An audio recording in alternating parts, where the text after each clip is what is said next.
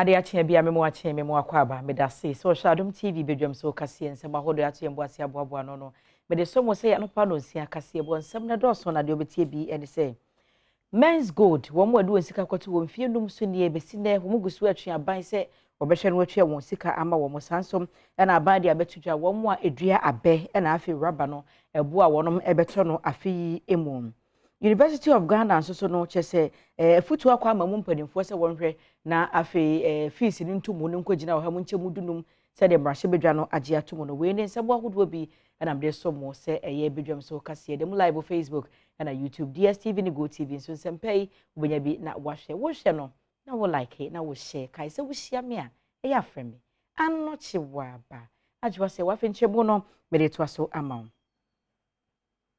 Afimpinu ni dungotwi ni muo na chese men's gold ho asem ebaye na ni nyina muo no empanifo ehwesikasem ho nsem so ene minerals commission ne kan ho bom no chese se adwumakuo yi a chese wo pese wode to Ghana fo nyina ni mu se wodi sika akọ hudwa ene wode ba no de ato gold ato ho ama no enya de so wo mutumi krata se wodi se adwa ne ntino omanfo enhwe won ho yi na ho akohia se wo mo hwe na afie wotimi eto se sika krabia no emu anase se adwumadie no emu na desi ewura fufufrom de kakako emfie makomako num omanfo dodo no akoso ade wonse guonti ya wo motie mu ni nyina se wonsi ka chichiri de ekoka men's gold no besi ne wo mo nsankan a wo stresse empanifo hwe na won famre won Mekaboma is around 230,000. I know kanisika no mo saying Kanisika 2.3 billion Ghana 2.3 billion cedis. Free sabre no say no metua ma wo Mensanka ba kokra anase yensanka ba kokra na meka say eya me ba say so eya wo behu say mesri I am just covering up covering up na meye mesri kata mi pain so mesri kata maye odia me woso na meka say abrabo no easy for me na me twa wontro na because my leader ninti eya na masre akata media no so ye sie ye nkofo bebre enim se aban no betimi aye ebetimi aboa yen so far data yen ekuo no mpo no ya present ye de ma parliament no 10,300 and almost 10,400 customers as for multimedia there me huni amenkan chiramo time bia because right from day one Adom TV join news you have been with us forever and we know say you continue to be with us until our money is paid. Adom kase efri adenta no ye call rich ekohia maami anidi ene abna aboajewa ochwese okọ ne kunu ene na busua sika wode ekohye men's gold mu a eye Ghana cedi tetedie no opepepe edu 10 billion Ghana cedis misika sika mi ankasa me de ma hoodin adwumaden na me ye na me de pace ka no misika is almost is more than 300,000 Ghana cedis ena mi kunu sika wo hobi ena mi fiefo me binum minua mi sister ba ko sika kakra wo ho ene some few even my in-law ni sika wo ho what the batty sika ni mo are saying in all no all of us it's almost titisika no mu almost 10 billion all of us in one family who can almost see customers ni greedy so man ko wi ade omo sika omo pesika se me oba besia metimi ye adwuma enye sika over titiwo sika over 3 billion na me de koto ba bi na obi afa ye ni sa ahode na ye ni mpanifo na omo ta na mo echi no ebe pre but me I'm saying say surely I'll get my money before I die and if I die even I'll still fight for my money. Adom kase ye dia proboni free range ya bedru down so man ye ni chairman oda aggrieved customers of men's gold ano ora Isaac Nyako ebetwetwe nkomo na ne nsem a wodi tudwa ene se afempinu ne aduonum yensa de wo beye ene se wo betu ho anamon ahwe ba bia asem no waka akosie sanse wo mo a enam sa nsem yeso ahwere wo mo nkwa no edoso as chairman of the pool no ya pem akon arabe bia Frebiamba ya ko biamba ya me nieces ni me nephews are me sure mo ene mintimi nhwe ene mintimi nhwe bosia na me bossa ena mediti ho nti eye din 2023 ye be kwa kobo abo mu enoki attorney general office biom say RTI law right to information bill no at least onu so ye lawyer ni Ghana mrano onfanye adwuma this year there we will keep knocking at their doors ebeko attorney general's office Yakob Bisano details Yemfri hono wana yenku ku adwuma mu ensem emuan Ghana ban de di nkan kora na maso ye hwe ku adwuma ho nsem so de abeto abonten se ene ebosumi a yewura mu yi ebo a wonom ebeto rubber no kilo no akakakra bi na 5 Ghana cedis so ena abe enso ton no sese no 1252.99 enso akakra na ese 13 million ton no na we ni de di kan kora ya ebo ati sei no wo de abeto abonten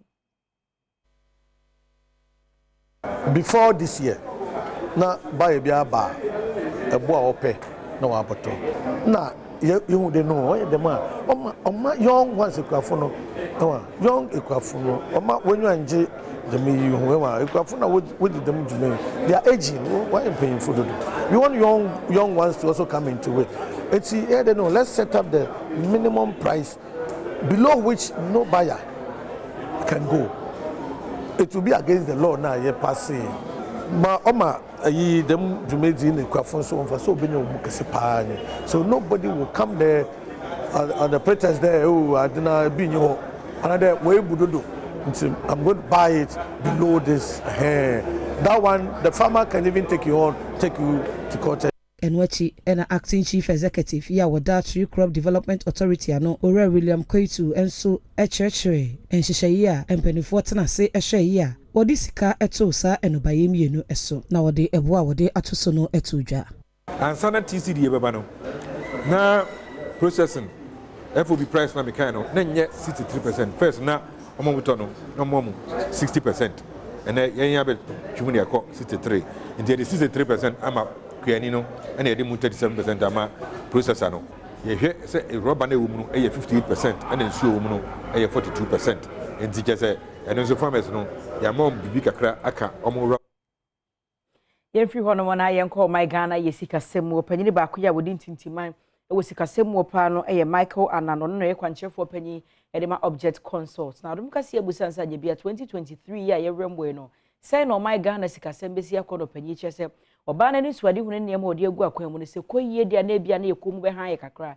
nenso sa nkoyie na sisi kasem de ebetete apansa be wi ase kwan hwe amahodo so wo mu ede o muka no ebe ye wadwen so my Ghana yenye adwuma ne emfantete sa aka no. If you look at what 2023 stands for, it is trying to correct the opening of the fissures now. It says walls who are pine. You share that a pine ye, and I will be a pa. And see, no 2023 no say NCSA sa wall no. Ni CSA no it brings a lot of challenges. Bino say we cannot meet your debt obligations. Say kai busia ye boy no, and then your revenues known to me and somo and tria, until we would have to fall on others to refinance us. Now, some crowdfunders so they cannot refinance us to that level because of their downgrading and because of Sanyameya and Sunontino. We are not attractive until to mean come to the international capital market. Until 2023, the outlook for it is bleak.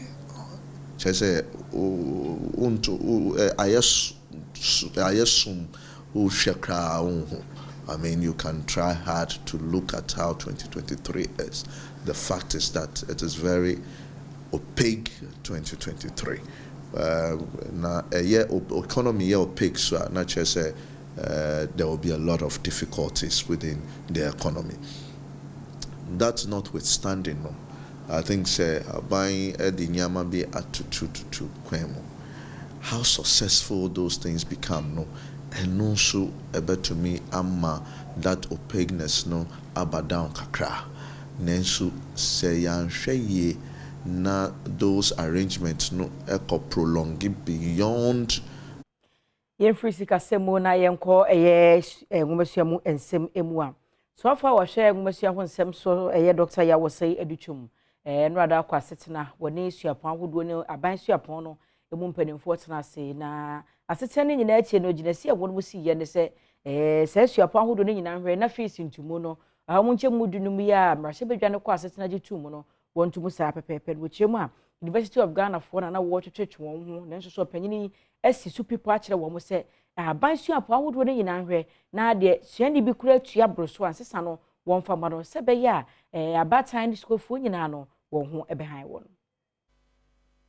ye ne university mpanimfo ahia omo ate ase se the parliament kan say omo omo school fees ni mu ohamu enchichemu edunum ebupen dunum eno no obia eye University of Winnipeg bakra de o man dunum no enti obia eye ne pepe pese de mra ne kire eno achi Vice Chancellor wo UCC Professor Johnson Nyankobwampon eso ne Adom kasie edin komoyi a school for an say ya to school mu ya to school fees mu e cost e change the parliament ka say yenye no na any minister be meeting no ye nyina ya te ase say no ye dey 15% no me fan so oha enchichemu dunum ayadwuma enti say students in betimi akwakotium school fees so obi atua mana abro so a university busa university na university besa tua kana ma om ne krakra no Vice Chancellor wo University of Education Winnipeg enso de to Adom kasie nim say omusuapon no mpo de school fees a wo share de suafo se wo mu entua no na nju 15% ne mpo na saa na de suafo no so ho kwan say school fees no twa mu fa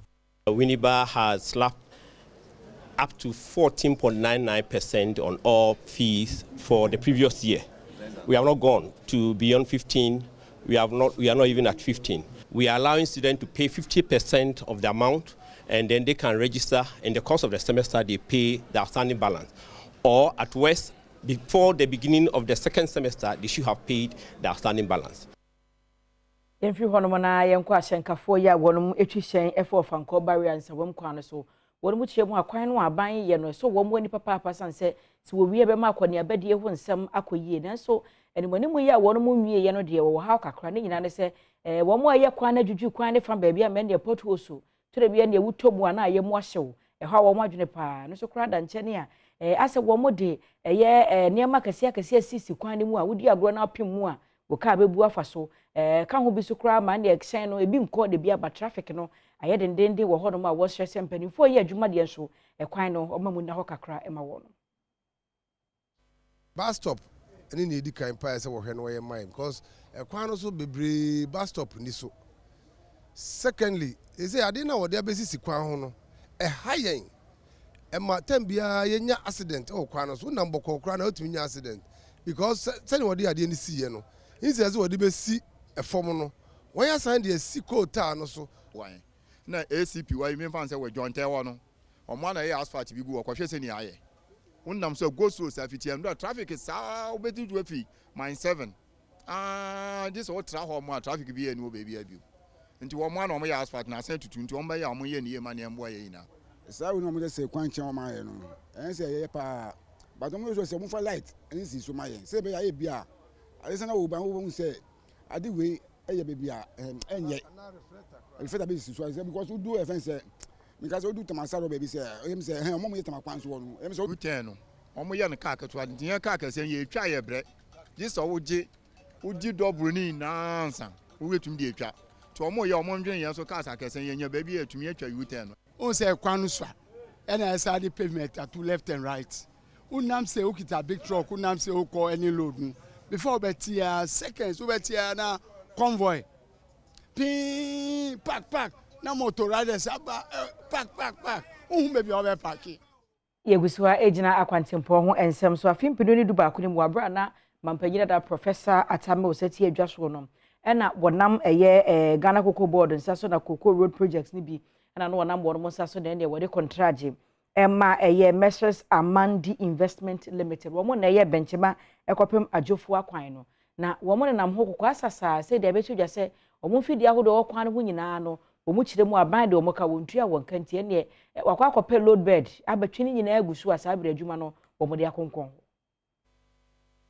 ano na wo ye kwan no duru kutia ho na ehu so of a sudden na wajai nti omuja akwa no in fact by say de ye bre wo hapa enka na ye ni se ni de na mfuturo no wo fam ba contractor no ba fili wie ye o san ko di kuta no gu so an fa gu so ti ama ye se de mfuturo de ti mamfo de ye bre wo hapa mandi mo ba ye omo ye omuduru ye hapa omo se ka sama ba santi omo san so omo ne mako omo ko ye de se ne omo se ye de mfuturo de e boy hapa papa cars ni duru ha mfuturo ye fa na ha de nye mfuturo ketwa edu ba bia nso no to a speed na de ba no se me do ko asew no ha be se efie bi ho da bia nso no to a etim ko wura mo den inside contractor ha ye pa krom ha ye tiko ko chairman tem ha fu nyina so hwe kwa no ya be du ko tia efiri ha kwa jofu ya kwa mfini nan pe Yegusiwa ejina kwantempo ho ensem so omanfo bi abo no mote asante achim bebome ye no wo asante achim north mensi ni mu asante mantemo de ade hwede mu ade to Ghana banim so mo so man no mo ka ho bi kuadwuma no mu ye bi asetene mu aye den sanse wo makwan no atete apansa mosre empadinfo si year of road so mu guso dia wo so akwan no o meye ma wo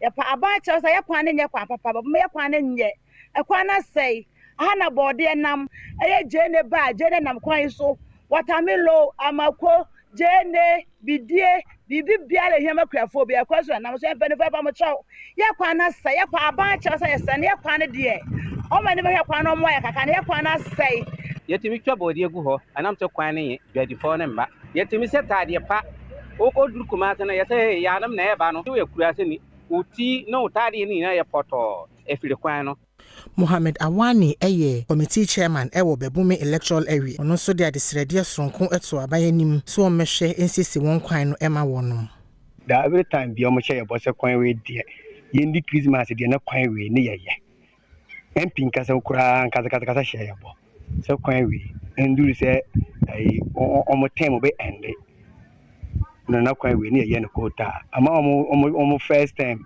it's a 4 years na ende ma second term no commerce 2 years account ama ese o matwa be 6 years grade akura yehu bi wo kwan so Ahmed Navrope lawyer enso assemblyman ewo Badwam electoral area ono so da ne di se MPP ana wonom adan mensini ne se wonsisi won kwan no ema wonom nanso nya de se mfaso bia afiri mu aba kwan no de ya no kore ya tu ho na mon bebre sense ene na meka se ye tu na mon kore de firi na ye ne kono gbom na kwa yese assignment no bibia ni oka o sika sam no enwie pɛ o matime de ma contract na ye receipt but nya sa na nka ye pɛ no ye pesa nka o ye no once and for all abusu ama ye na agya ye ho atɔ but oka o se na nkisam na sika Abusia bewam so kasia no pɛ no me de asi na de duru so na ye hwede obonkwata ahodo aba na afi ya hwe ye online stories ahodo nso ama join online na afi Adom online ye de aba na afi ye rewre mu kwasinsia honorable waba honorable kwaba Bejo so adwa boko na nso ye abusuafo ho ye nyame adom bia ye de nyame ase nkrata no aba nkrata na ba se mebre na ebo honum yes manfo edi ho kuma but quick one ade bi cost yem se mamen draw the leadership of NPP pen for attention to it ma tete say pen for to na mon say as a sitting MPs, government appointees and contestium. If it is true, then General Secretary Justin Frimpo could you know apart from Pachamusa Mubium. Because yes, chaos na mbeba mo party nim amana ko fa asem dia brem. No crow na make catch them. And if it is true, then looks as if say party nin share then soon be papa be free. Near atuomo no emo. And I don't want to believe say party so better say ayesa enfom so no because enye muso se obeji atum so be adwuma wa ban mu so be CEO so be minister so be deputy CEO e bie no osi akwan de manipa political fortunes so in the crowd e no person be contest mampani ani kwa say yes so that make us I want to believe say enye no kre I want to believe say enye no kre because the leadership of Justin Frimpong Kodua, National Chairman Stephen Ayisu Team, National Organizer Henry Nanabuache, Women Organizer KJ Mfua, Nasara Coordinator Aziz Haruna Futa, no one ekeka hono. Minister Metna Sama, BBC Akosunti. Say, no crescent penophobic share a pre agenda nadia. Musa Eshemu Ebim. A quick one. And then I'm quite so bad me who BB. Okay. Say, minim so much me a year free hodia, but and penifo shemino and verify my. Say, Ufri Achimota Old Station, I will bar. Okay. Na me ba. Me drew traffic lights na edimi drew Tesano a Penkwa Junction. Yeah. Baby a Dr. Agawa bro sandi si. Yeah. And I me who said not trailer like a see di menim. How much? Mate na yin sana. When you and I was like, what is going on? Trailer animating. Aye. Tonight I thought say be obi pesi wo twam. Okay. So me slow down. To me drew ne nchen do who say baby I me drew no. Wo hye mani gbenye no wo say me messing. And I me who say bus ne other cars and so. MTA. So I was like, dual carriage. Yeah. Yeah, bus echo ya nam ye kwan. Omo okọ Achimota so tie den na omo ekọ Achimota no. Atie si ye kwan mu a, on pese kwan ye one way. Yeah. Say we do Dr. Agawa traffic light na say we say obewura ye die nim tie one way. Na menti ase. Me ko mani na mu say trailer kakraka bi abia kwan ni mu. Na wabia kwan no mbefa mpanifo mbabobo abatwi trailer no. Omo akofa kai te say de okọ abrochi ehye boxes a. Sa kai na esese gusu ni bi no. Sure. E na so omo de twi o. So omo de ye ne den yo. And I just say trailer no saka container no car no container no say extra size because me who container was ana and a driver na mate na si no abegina agawa traffic light na si enti mo amoba no du no direct mo say munti nsi na how can obi na betima hye wo ho asai kwan a ya ye ne sa na yenso ye ba ye ni mo nti ye ba say dual carry na press trailer e ba na VIP bus ehia no na kwa wempo enye one way kra ho traffic. Ye ho chire ye. E kwan way enye one way mpo e ho traffic. Na abada ne one way. Ba omo so free Achimota Old Station ba ni nimu se. Yes, bibi sa na. Ni ho no ye one way o. Yeah. Nti de na omo ye ne kwan ni hu nti e srempanifo se omo check me enhwe. Se free wa afensu wo free of anko bara na wo ba. Okay. Sa crash barriers no. Yeah. Esensampom wo kwan ni mu. Ye sre wo mo. Highway for ye sre mo. Mo de mututuma condemn for. Monfa anyahwe amomo dawro na condemn for metutu because wo free of anko barrier pa obedru bebi enuamfo ne wo no wo hwe se de crash barriers ne gu kwan ni mu a wodi agro bebu nsa de abode wo wo nche mu enti so crash barriers ne da form na omompa monfra just a condemn for mutie mu nkotutu enti engineer Christian adawache enti CEO de Ghana Highways Authority it's serious very akra komfo anim nani mo asem kani minimisa akra watibi na monko na monje ho adwuma emfa emo ba ya kwakwa yemfa the worker task ma ba edwaso do pay ento aso daily guide the day Minister of Education Dr. Yao Osei Educhumfoni aba eno amone universities no eye enhyiamu na the minister ka chom say comply with 15% fee increment. University of Education Winneba Ajiatum UCC so Ajiatum other universities so Ajiatum Legon kwasi omone council for ne kwakotena se ehia ansana omadwen so mbeba 15% anaso mekoso agina of which say adia Legon for na kasa no nim say enye entiamra Legon enye private university aban de aban suapon enti ne aban ebeka no na ye adwuma o Legon so parliament akasa say ye betu fees mu a eye 15% amonche mu dunum. And in the first place, near even public universities charge more than 15% no. Or say it should be questioned. Vice chancellors no kra aso. But the affair no konkoda. Si etwemodwes na segle gong ebe ka kire say. This Amusani Council kokochi ansa na near Parliament of Ghana. You mo shemra ma Ghana diso no. Akan ma dia tum dia den. Omumumra no kra. Yes. No omumumra she be. Eti mbisale gong for say ade chi na say drivers chifa mu school mo say muto na ma wo munchia mu ba ebe wo de so yen ne sa eti mu kwa na mu yeska let me say what is so special about them man nti no they be vice chancellors agia to me bi kwa charge 14 point something ebi de ekra no 50 na wo che ebi na vice chancellor ni bi e ka se omo charge more than 15% ye be refund be no so de ye wo mu ye se ebe den. Oh, but they have to. We know a better den there, but no men carry forward. Yes. E dey akọ the next semester. The next semester no akotua balance no. Aban foto there. Sika kotomu a. They say disability for okuro. Mo see ntua mo direct. Common fund no. Aban sika. Aban foto. Sika kotom se kukuru. Akodi system dada. Jai. Also yes, all say ECG for charge usika abnabro so me ya refund sika bada. Me kura mo no mo ntokwa. Na nsa me to prepaid 100 cedi me to wie na me ko check ya online app no 39 cedi na wo phone so. Mo se me lodge complain ma lodge ya be sinne ECG phone fi me. Share. Mo kwa to mo office ho. Abai. Abai photo. Enya ko to mo awoboa. Eti abesre University of Ghana. Sa adene amo ye ne de. Enye. No kura wo no enye. Sa ahun hia na aba school so na etiama kamo charge 39%, 40%, 50% ya de. Wo abatan so. Sebi abanche sika bia fa ma abatan yo. No krom na abanche sika bia fa ma abatan etiama abatan wato muntia. Mo hwenu sa abatan betimi atwa sa increment na mo de abantesremo Parliament of Ghana. En akasa. En yaje atum se aban suapon awdo ne beto school fees mu a eni kwasa ebro ohamu chichemu edunum. It will any council assem in the first place. Say the Papa Cross, the Vice Chancellor of the University of Ghana. Any other university is charging more than 15%, no? Or say a chumaso. Because now Marcelo Jana agree on the percentage. Did the Papa more but see the South channel a chemu. Namu reverse na bekache say this is the council kokoshi. How? I say ubi leto. Mama, why? Marcelo Jana cry. That be Edianko. Edianko. Oh. Is it a crime so because of my back or buying? Ade. Eh? Oh. Tesuna man for team coach school fees now. Because students will be able to win jail. No better know it. Yes, what just so much so. Because the club, especially one call level 400 no. Oh dear. Oh yeah, rough the kotom se kunkra adwa.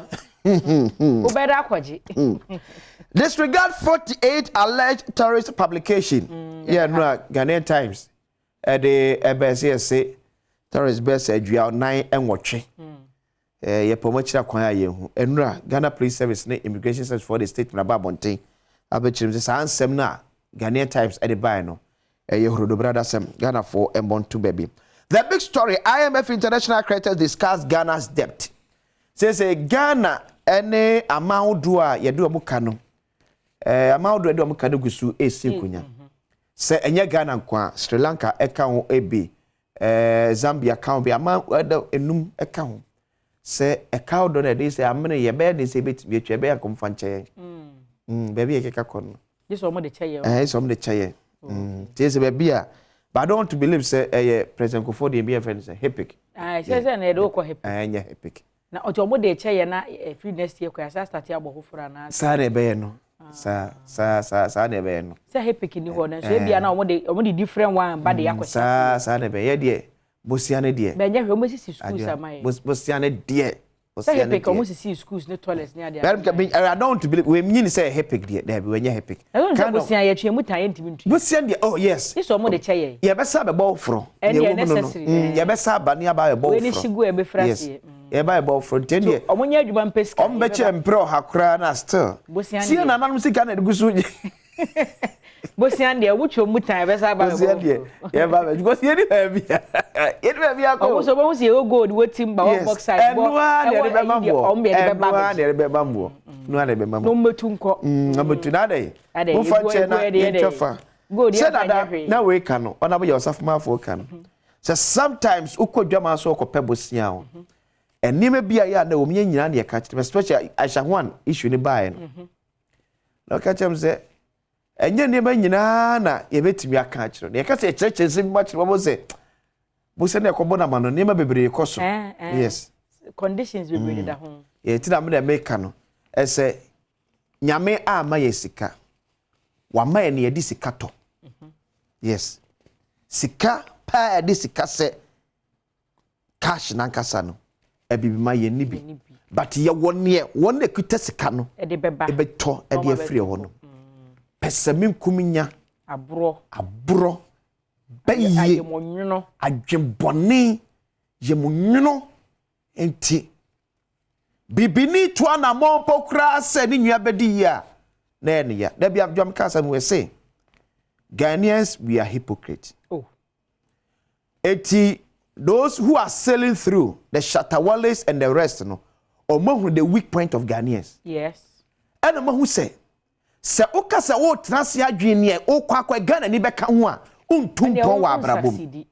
And until they will break the barriers. Exactly. That is what is happening to Shatawale and the rest. Eti nyatumfo no de e kom so chain na du omo. Omo na nam da bi omo ye on abonosia. Obitimi sure na bono account na Friday o. Asa ono nko na Friday na to no. E ji say profo e bi agina akwa ho say madam afisia pa na ye bronya o. Una be ka de me di bronya. Me ama break am tifie no be ka mu she da so she uniform wo be ka me am tifie say na ye bronya o. Eti andoti ye ha nyina enti busia ne de. Oh hypocrisy. Abrofo monye krado. Monye mo fa nche ye. Ye be poni sa, ye be poni sa. Ye poni sa. Eti babenye na to shi judge best CEO best public sector CEO me say Adom FM de no. And so enti daily guide we e ba ne anope. Yen share your online stories Adom online okohodoma. Or see ECG records 18 burnt power poles in 2023. Hey, 6 days into 2023. 6 days. Yes. And I say 18 bend omo aduafuo pam omo ehye kwan ho nwura no. Yesre mwada eya mmamo ni nkwa ho. Why? Yenim se po no eyedua eyetiki dua. Na ayedua ne nso de utimi kura de nsuo kura atwa ho hia kakra. Ansa no wapaja aben because 6 days into 2023. In fact, Edra Akra na publish here no anwumene say 5 days. 5 days. Na say 18 a post na mase no a. Hey. Yes, we nya obofo na ye e na nya bayi fo na krobofo den ka ho. O say I hope so krobofo den ka ho. No mo masem na da so konko. E da so konko. Say omo de Ghana do mo ka. E kadada no a anti ne wo say Ghana hwe no mutua. We Ghana man payi na kasa on say Catholic Bishop Conference no. Omo 16 by near one na ye koso no. O say yen hwe na afei asode ene wo man no ties ewom no.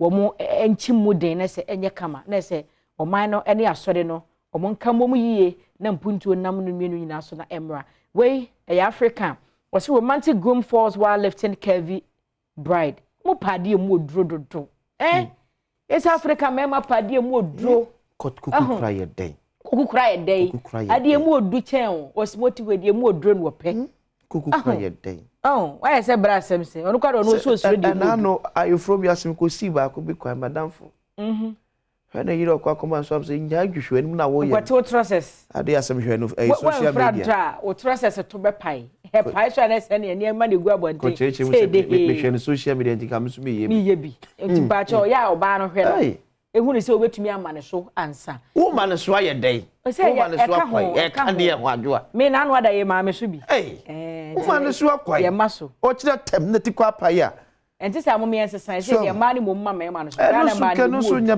no so nya bad so nya bad we se wo munato na afa ji se o hye se bepeja wo no wo ba ne na ne hadwe we was police immigration denies media report on arrest of 48 alleged terrorists na chese we ye di kan akra ka ho asem e won krata ne mu ya mu nsem e no bi obi ma de beto so the inquisitors so in your first agenda for 2023 a chim mafia in evil game to reward Ofori Atta defenders or the kind of Ofori Atta Mfoni Abanafe president Nana Addo Dankwa Akufo-Addo and so Foni and so ewo ahadam take us here to implement 1% yield levy charge despite parliamentary approval almost no universities ni nyina eyepe falsehood special prosecutor never rejected salary comes with a picture of Kisi Ejabe special prosecutor Efoni Ewaha. Okoben Mines had it wrong on the inquisitor. The youth of today sleep too much. Magdan lament. Hey. It's in a year. I can't see a fool when you be Mukaso. Opportunities are munya quota. Yendi baby, I call you. Opportunities are munya ye. say my youth the quarter. And yet none of you, boy, you will be a dark crying. Because school that I'm ready. I wish I was soon. I can't go band the crowd and none of saying no being frame. I'm a quick. I will be second for Mona. But be a frame. Let him sorry free men. None of them now cries. Men, because I cried as yet. Oh, young can't Magdalene. Opportunity now when you know. Won't be a woman creative. But Magdalene, to be honest, I don't mean to know. Or foundation be or the entrepreneurs be or the yes, one of the solid. Yes, Magdalene only there. And look at more basso was hard no. To sad and so sad na or when I say you catch them and you can so much opportunity now create more. But already yeah, why Dana near better because we are rob so quack next time one can say some Ghanaian youths. Well, your could be crackers you. No see a cat. Because some Ghanaian youth and you yourself. Now because a Ghanaian youth in I was more one night. And do a Ghanaian youth in and your pen now. You're not being fair to us. The Inquisitor and I do for daily graphic and twice a day. Caught my jaw online. Canada spread HIV self-test kit on doorstep. 33,000 cases third quarter last year. Hey, HIV. When you ace, we HIV. First stage, you know, HIV. Asem na yekan.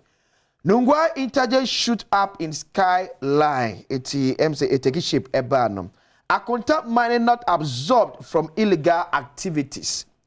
John Jinapo and also a kind of say daily graphic and so do we ban pay. Yeah, we Adom online they young call my joy online and say Adom the free one say my joy online and so but way the big one here also 2 died in an accident on Accra Tema motorway. Nature say Accra Tema motorway no so on yes.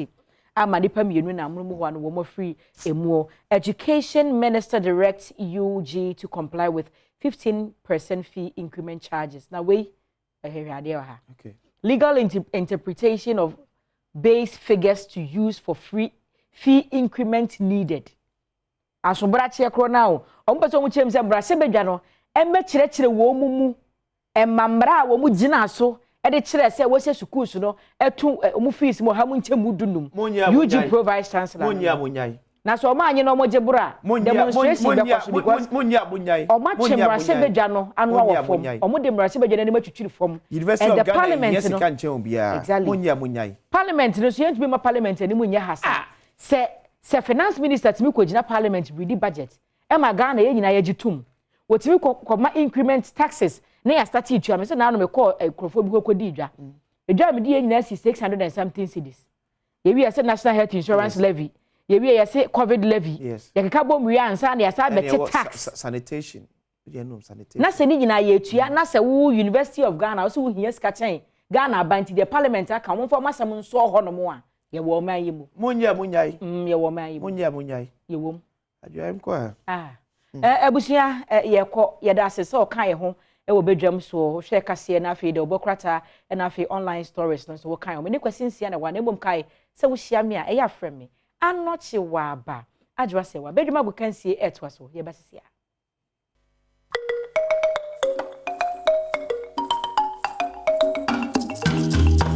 Yeah, fantastic morning. Next we are Samuel Kwaba. So yeah, the agudi munsem na ebro. And some na toss. There's a fantastic outina. Ya wabano na ya de bano. Kijwana kasani Erica Siedu Bwedi oneexpert.com. The SCA konkoni de some na de ebro. oneexpert.com. And microphone this guy go bottom. You know, na be 90 years ago so then also. Dan so City be winning. It's City winning under 1.5 for just say. What we cry and one expert come say e use the so be winning na amfa ho njim na emwa cry oneexpert.com gifas mixture mo agina na so say be memu we your boss or be your buy mo gifas mixture amake one no pay there some no idea bro sanso na sedimo gel and roll on sedimo pin bia be kwa sedimo gel and roll on amna here sponsors amodi esi akonkon there some no idea bro kejuana kasani Erica Siedu Bwedi e be sha say the English Premiership and a big game about so Chelsea versus Manchester City e bana we you know na substitutions are the man Pep Guardiola and the win na brand Radman Reyes to me a bobon to mama Chelsea lose in that game. So my close gap no to 5 points among Arsenal. Yemon Rasa game. Right, and so Radman Reyes the ball so go in the 2 minutes table no on top Arsenal still 44 points. City a close gap no. It's 39 points and Newcastle to Mensa 35 United also and 9 35 points. Tottenham Hotspur Tosunum 33 points. Liverpool Tosunsia 28 points. Now over Chelsea is a Chelsea Tosu Edu 25 points. We in the table no is here the English Premiership more no and Yokopiwa Everton, Wolves and Southampton Omoneri Mario Mugwase okra but warm nice so and some get to across this weekend fixtures hold Coso La Liga back Italian Serie A back Germany and the likes interest in fixtures no AC etie La Liga. Now, Elche is set on the Vigo, Bonne and Valencia and Cadiz and the Primso and Villarreal, Real Madrid and bad games Mallorca and Valladolid, Espanyol, Girona and Maria Absne, Real Sociedad, Real Vallecano and Real Betis, Sevilla and Getafe and of course Atletico Madrid and Barcelona. Came in bed, but in recent times, Barca Atletico so bit, Atletico so Shedan Kui Papa Biasa. Now Athletic Bilbao ne Osasuna and be Pemso on Monday. I guess I'm listening to some Swiss now. You a different league and you could Pimo Serie A, Fiorentina and it's Sassuolo and at the Pemso Juventus new Udinese Monza and Inter Milan. And at the Boni and of course Sunday Salernitana and Torino Bebo Lazio Empoli Nebo Spezia and in Lecce Sampdoria and in Napoli AC Milan and in Roma and at the Boni na Jordan so Hellas Verona and Cremonese and the Pemsona Bologna and Atlanta at the Aboni and Chester and some Swiss yet. Now so England the FA Cup and Basso and Chelsea City Ebesan Eshiabium young chorus and fishers no AC etie very very interesting fishers pan Basso in the English FA Cup Hull City and Fulham neighbor Ipswich Town and Rotherham United Middlesbrough Brighton over beyond Millwall and Sheffield United Shrewsbury and Sunderland Brentford and West Ham United Coventry City and Wrexham now Crimson Town Burton Albion Luton Town and Wigan, Sheffield Wednesday, Newcastle United, Liverpool and the Wolves and a day Bonnie Saturday against. Now you hear him now Yenche sending the other ones City United and Everton, Crystal Palace, Southampton and Forest Green Rovers in Birmingham City, Gillingham in Leicester, Preston North End, Huddersfield Town, Reading in Watford, Tottenham Hotspur by Portsmouth, Blackpool and Nottingham Forest, Bournemouth and Accrington Stanley, Bournemouth and Burnley, Chesterfield and Bromwich Albion, Fleetwood Town and the Queen's Park Rangers where Saturday games are Barcelona. Now, Yenche, Quasida Bristol City and Swansea Neighbour Derby County and Barnsley, Cardiff City ball against Leeds United, Nafisono, Hartlepool United, Stoke City about Norwich and the Blackburn Rovers, Stockport County, the Warsaw, Aston Villa, Stevenage ball again, Man City and Chelsea at the Boom may I send a basic way Africa. Now Jordan, Oxford City and Oxford United, the Arsenal and a Bonnie Way, the English Africa fixtures and also a Basel this weekend. I want some April live. Now who said I want some the PM Biano, get a Bebro Shannon Efa Emame 1xbet.com Kehona Yade some idea bro 1xbet.com. Bacho much singing Eguso. With my Betty, Sedimo Gel and Roland, Penny Bequay on one, Yankopio, Michael Akufu and Kano Senakai, Edma Metema, Kumasia, Santa Kotoko, where revelation be actually when Ranoko Bokotokono, Skapudua Nisiwa, one for Sikapudu, no Koji Kotoko music and the sunset, Nakuma, our Kotoko, to any sketchy Udina Kumachi. Kotokolo is a Kobo first division by Doc, your office one, Dr. KK support. I'm Papa, no near Bruno, have a conversation. I didn't know so. No one ever Bruno, the friend, no, besides, Papa, no, to office, no, besides, Minakotoko, Mabana, ana me gaje nsu mebo obiza me say ade abuche me nko bi ma na me say david mebo kotoko obiza me say nti on fe team wo no kanje mo say men sa bonam su member on mebo kotoko nti no me tia share doc then shushu jega sala nyanko pon fa na friends ye omo me fa ko office ye di nko ne de ka nti no the day I me ko sign contract because share Moses Paka Osu, Sadi, no, sign Lavi Kumsin. Okatem the Demi Pebia or the Bamame. Also, Lavi Kumsin, Namicho, only brand new RAV4, see a wine color, any sika, see Demi Pebia. Sometimes when they make us the media on the DCKT at that time, Kebia Mambo Kotoko, but because I was me moja koko na me youth level me boy young kotokono the CKT at that time na kebia mambo kotoko but because I was me moja koko na me youth level me boy young kotokono ma kotokoni dinu mo ma me reject is ice cam na me ko kotoko until first day doctor who on office obisa me say na o na nkitin kitu wetin abo kotoko no we doc e mane hwe body no na agrupaman so na we kire tinu I'm here doing by everybody will attest to what God has done through my life in this great club, and I was very, very happy serving, and I'm still happy I served that club. Right, Michael Akufo, next somebody to a journal, and Chief Aspect, I'm okay with that. Some of the bro, when him said the local Black Stars, and I say the Black Galactics of Ghana, Minoka say, one more be my Algeria, one more Badwam, I has a chant tournament, and a chassis on me. At your mind anymore, and a group a woman and Madagascar, Etiano, Ashes to be Mako, and Sudan, Nafi in Morocco, and so they are born your first game on the 15th. And see, I don't want someone about Rantaba Kwabi Brene beside the Intia on Katim when Zaka free. You call the Ghanaian Premier League Dimona top scorer shot and Wajia boss or Yasam Kito Sinakai at my breakum Chelsea. Now, I know now, sending MIC Kakon and 1 4 BCB on someone on also Sudan Robert Tum actually Musa, Shadan Hana Papa Bia Sans on also, it's here and I'm far that be a befa. And then one friend or home, some banana because and then the first time in a idea they do the coaches and I think that they know that also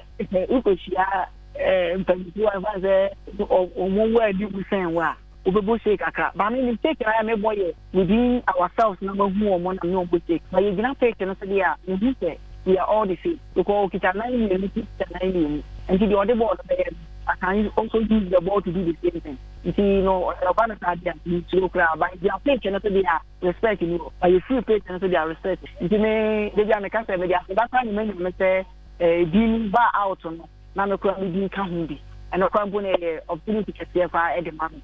Me so many call up, but when to me no more uncle to you or tournament and on and you say time to do money. I feel I'm able, you know, and you are cool, you money. Or Tenebino, and the friend Edine. Mizaka free in some to a journal, yes, Wakasa Ye part of Ghanaian Premier League bounce back this weekend here as an official no. It's yet here, and match day 11. Now, Moko Pimo, Tema Kumasa, Sande Kodoko, but then Kotuku Royal, Sadibricum Chelsea, and a dear Bonnie Accra Lions, the Lagos City, watching a heart of folk, Tamale City, match the Basso, watching a na kwasieda Karela United RTU Bichem United can Faisal Swaterman and the Summer Test Dreams FC and ABD Masante Kotoko and Great Olympics Kumase na Jordan Gold Stars near Adriana Stars abo we match the 11 of the Ghanaian Premier League and some bet power Premier League. Fishers na no day that the BPM piano yeah the honsam ebebro we say the Black Queens of Ghana for announced a new technical team at Yama a senior soccer team no and ultimately say I don't know Nora Hoptel na under 24 on the technical director on the said head coach at had the Black Queens of Ghana and Joyce Botter J assistant coach 1 and Abwajeda Costa assistant coach 2. We listen to Black Queens now. Almost say AC at the end. Almost preparations. I say at the 2024 Women's Africa Cup of Nations qualifiers now. And a Wafu Zone B tournament at the Barcelona. So you're ready more. Said the Black Queens. Beijing Monti. Elcha campaign. Beshase. We need a new technical team. And 24 now. Session is a FMA. You know so ne. Yemfa NC. One expert dot com. Okay. When Jifas Mr. Kao. Set the more gel and roll on up. Drugstore. I say be a pin. No dinner into our buy. Hona yo some way. and wabaso be pepe na dru wa ma se dimo lanto se dimo na e papa ro amo ken wano pena yere samna de ebra o se jema no chopana party potwe me producers kai se wo de nankasa beka kejuwa ne ho Erica Siedu body ni koso ahebedwam me na ko efie de ahosepe e beto aso employer ubetime meet you potential husband or wife ubetime meet you obi a obe introduce you to some people, so try to look good ntiene ehon komo energy ye bana yaba abedie na yedi enkomo bi sanso ana ewese wo hwe ehunu se ye benya opanyini bi ana se obi a obeboa no watumi a kyerɛkyerɛ ye ekwan befa so ye betutu ye na mo ekwan befa so a ye befa ye ho ye besiesie ye ho na fe ye nipadua na nema de beka ni ama ye kama no sa nipa no atumi a kyerɛ ye. In fact me ka se we hia kwabra ne wo che tiger head battery wo sha tare red wig green watuna no blue all colors and wo de nam sa na wo se fashion sense no eya na ye ba bedi nkomo na opanyina me ne twetwe nkomo no eye Emma Yankee minim se mo hunu wo afisem so a ho wono anka so cosmetologist ebe wura na adwuma no brofo ne so ne ahwede o yansa na ye di nkomo Emma akwa aba ye nua na bomboko ni yankopon adom official pass that's it ye ka se cosmetologist mo adwuma ne se yo enti ye ka se cosmetologist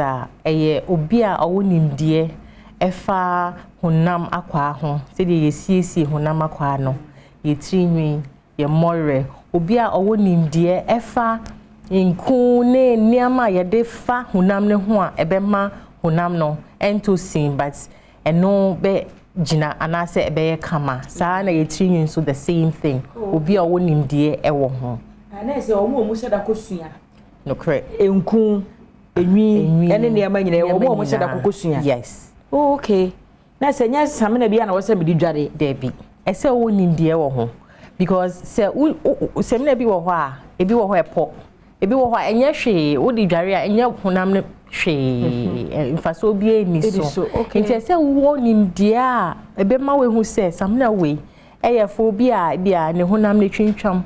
Semina we ananku we eyefo nipa bia ne honam no sade bebre tabaso into you so a ebeboa ma oil no ana sade no eso aba fem kakra obi wo ho a nku ode ye niti even kra brushes a ye de brush ye timi ni ade nyina no ebia wo ne effect a ema enwi no brush na uso otiri ni mu na adi numu no se na no so ye e wo se wo hwehu no de beji otiri ni ansa on se obi wo ho ade chinwi ye mre obi wo ho ade chinwi mu edru nti no ebia ne bristles a wo be use nti ano na o maye no e communicate to ye ma wo hu de wo se wo use o ye de e to ne tra me da se wo nti na ebi wo ho metro pa cha wo brush wo no yi ama na no de so ano de kama nti na ebi mo wo ho se mitimi titi onimsa afi ana brush kwa use eye contributing factor afi edi no ye tirim etumi titi wutiri nwi ebi wo ho a on se utimi ni modru a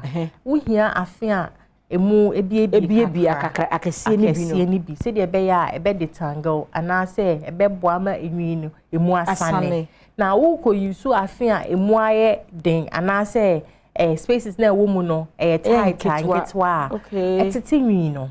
Okay. Sa na brushes no so ebi wo ho a ye de blow drying ebi wo ho a ye de styling ebi wo ho a ye de edges ne ade ni nyina ne use and an purpose na se metiasie ya se binya de opese oye cosmetologist nko ambo na wo so okosua cosmetology o ya ma na ye da ne da setinem ye nu ye tirim ye timetu ya no kakra ne nyina no e wo se at least nya basic tips no correct.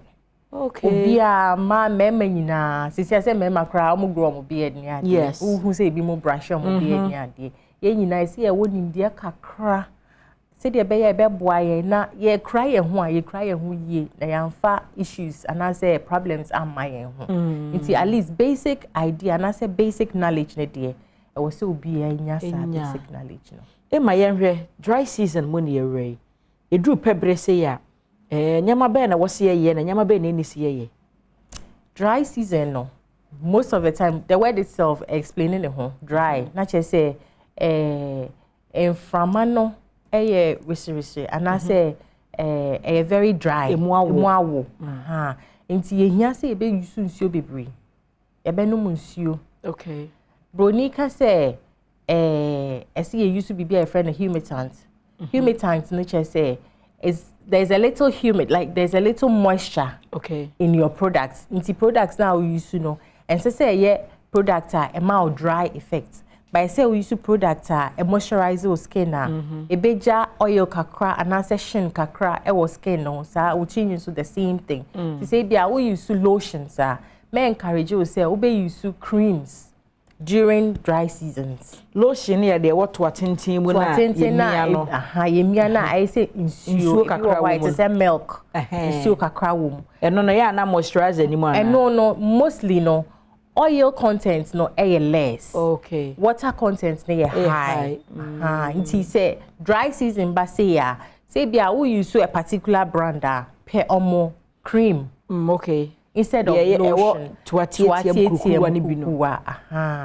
go be per omo cream instead of lotion during dry season. Now we use because dry season no sa nku no moisturizers ne oils ewo mu no ebeboa ama honam no empapai eno so enye fita obi wo hu pa se ne honam ni nyina ye fita the 90 papai na no papai ne ade ye tinyin kra to metete during harmattan season you say nti ye hia bibia oil wom ebeboa ma ye honam no ene enwi no ebenya na hoden na efe so ya no nsuo bebre because during this time no weather animu is very dry nti the cough ne sa nyama no so ba ti ebe no nsuo bebre de o kan de obi asra nku bia be fie kura miensa ono akronim de nti a wo sra de no wo sra no asa na nyi no ye wo se wo kase be minku ne nyi kura because no person ye kokko wo nya kokko na wo pe no ene wo koye na de oton nku ka chen say oh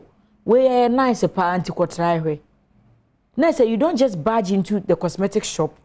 No one will be recommend ya mazi we nice kone e wase wa hu say wo skin type on it say enku be na beje me no crepa nti sesi ano say uko beauty school enye say uko beauty school say o kwa akosua say de yetri ene say de makeup ni nails but wo sua products home faso de be boama o clients ba obetime ama na advice say products we are ukwako use enye mouse skin products we are ukwako use enye mouse skin enti no as a lay person no also call stylist ho ana say o therapist ho e say oni ne dinkita ho ana say oni ne bon komo na we bisa no but you hwa am skin no it is saying say me kwa to products ben na ese meto enti na say enye de o cosmetic shop obi we ko no nim ehu nyansa bia yakofa na betena no na botum se na atua ne ka e wo so o stylist mo yes okay ono so e se onya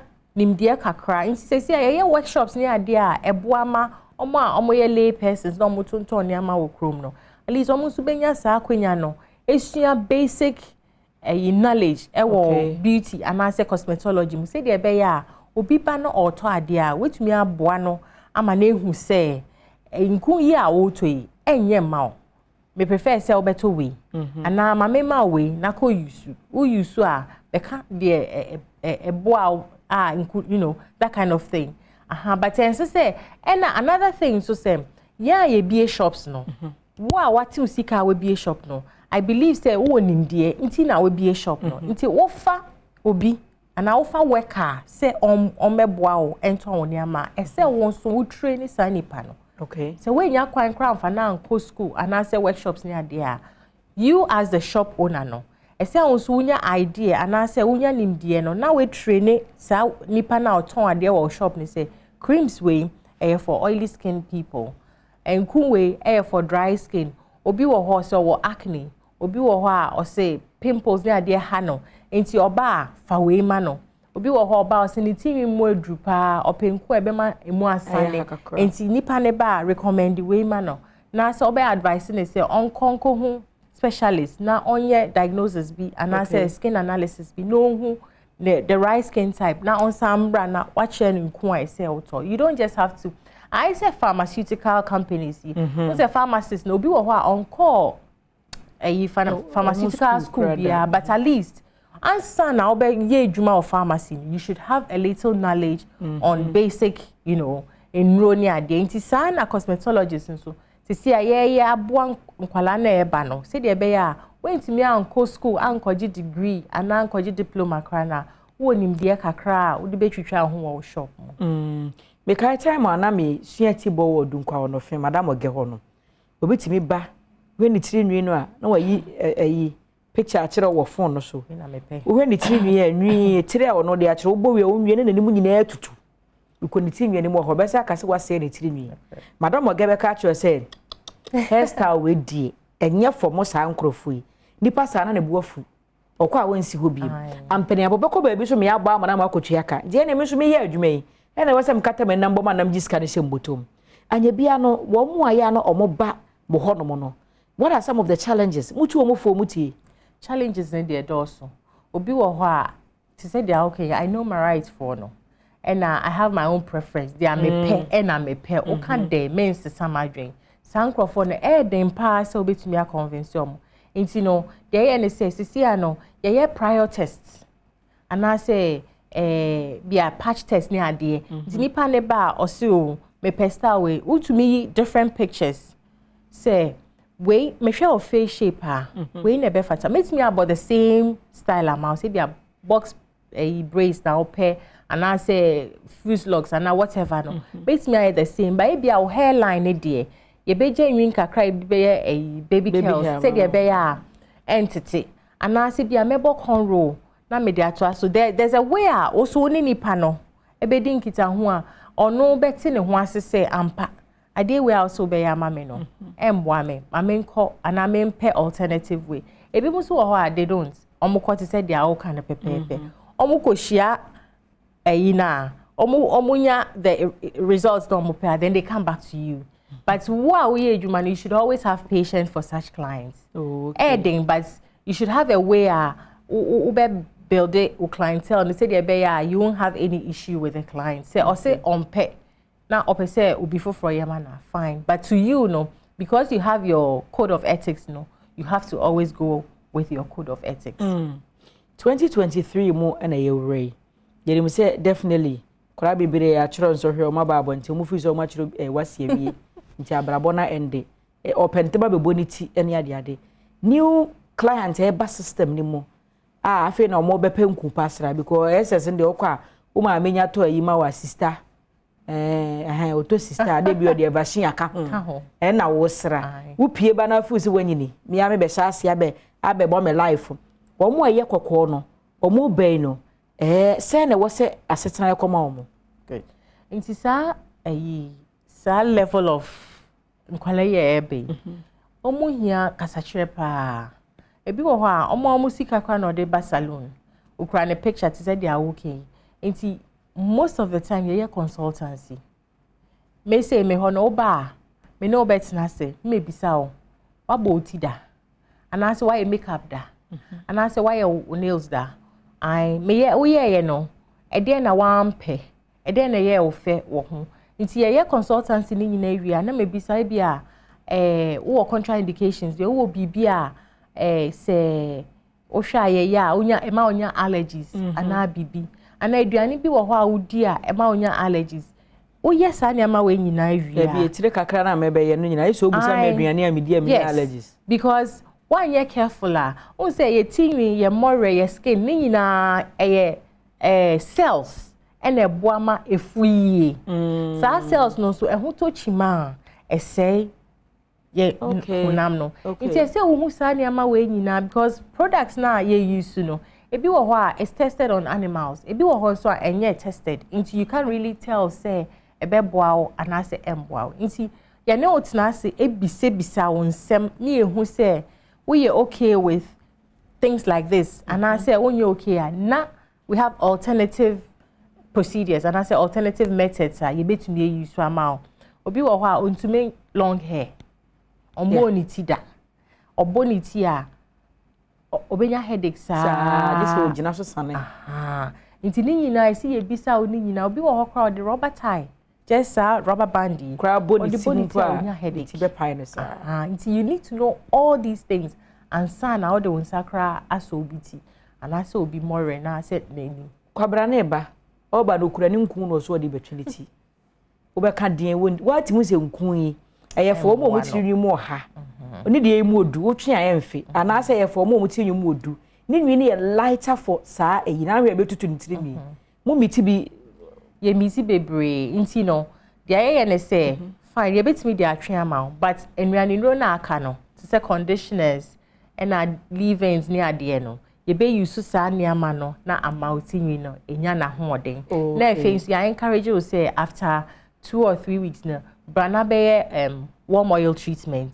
and I say any other hair treatment ebe boa ma otinwi no enya na hoden nti nipa no de bia ni sika beso saa product we ti oba na wa cheche ni so okay product we emwa otinwi no say they are open no but since wato mean to make say koto foforo dia be ama but may treatment ebe boa ma enwi no enya na hoden. Wow. Obi enkofoso resort to food supplement. Me koto no yesi adrobu anoma na kala na ye fe no ma na em kase mbodi anya goro mi be ye fe mo rebe does it really work? Food supplements ni bebre wo ho a ejuma. Okay. Especially to say they are okay bebre wo ho a oto a who say it's very good because keratin wo mu collagen ni ade wo mu a eboa ma yenya elasticity no your skin elasticity hair elasticity ni ade no ejina yie ebi nso o ha sisi a infiltration na abem nyama bebre omo de bebre afra you when you're sure of the ones you are buying seek an advice first and sana obeto na em no just be my skin type and samato and anything goes when you're sure bia okọ pharmacy kra oni omo edin koma obeche also okay obebi se bisa onsem omo akosua de te pharmacy ho no yes obebi se bisa onsem no we hu dia eyema o sa so na oba cosmetologist or professional cosmetologist and you say obia say see everybody is opening a spa, yes, and so you think that they are cosmetologists, but we have professional cosmetologists out there okwa ono obedin kita hu na we hu exactly what is wrong with you and I say we hu the right kind of food supplement ebeboama it will be for hair, nail and skin, it will be for just hair, it will be for skin ya denti nipa no obet show which one is good for you. Now we used to it's all fast supplements no supplements na boa umojemu obi obroni beka say is overhauling washing off toxins near the end oh yeah inside no so now we are outside no so just me no madru na no my body will take care of itself Debbie I was say me say bom honam na ni so homoden say all fano say oh yeah body scrub say oh yeah manicure bia scrub na yeah body scrub no actually scrub dey a product yeah dey roughages kakra afranje man say nkutokra utumi the sugar kakra esum and I say olive oil kakra now am na rough nti na esa na wo di twi skin no so a wo be say eyi dead skin cells and I say hunama kwa na ewu na okay why ni na and I say unhu with your naked eye but as you do it no eyi ni na now the nsuo na say wash it off ye sapona no nya den ye dware all right but dead skin cells ni bi wo ho a enyi automatically ese wo di bibia a bit rough ekano and I nkune so boa ema o skin no enya na hoden na chese ye mumpo e timi say ye makeup 24/7 ne de ye hia sa scrub ne pa yes ye hia scrub pa me fan say in a month no we are scrubbing twice cra ebeboa o bu emewu scrubbing twice maybe be that because on say makeup na ye no fine ye use cleansers and wash it off but you still have piled skin and as a piled products clogging your pores listen to kona da wani mo no bia ko hihiem yes and ye ni na opepa eba so sometimes even who did cry now wash your bowl o di ko si ho a o di unsa fa ho a we will still oil kakra e wo sa na your skin no so ti products no e bi kote baby sometimes why you feel say what paper but na and you ntina e bi won ma Saturday Sunday say me nye makeup pa ma dware no pastor me tawo me from anima na tawo ya ye kom say aha if you makeup we na kakra da so na say why we say ukono mu yiyi ni nyina afi okay iska obekokra wa nkasa kra obetimi aye wo fie unya eya unya nkuto share butter de bia mekasa remedy nkuto share butter ena enchine salt nkuto na no ane share butter aha nti no enchine kakra ni bia na table salt aha now the olive oil kakra so or a glycerol the uncomfortable friend disli oh bia now the kakra so because glycerol no a very good humectant e boa ema o skin no enye dry they bia na moist and I say there's a little moisture on your skin aha now if you dey scrub with skin no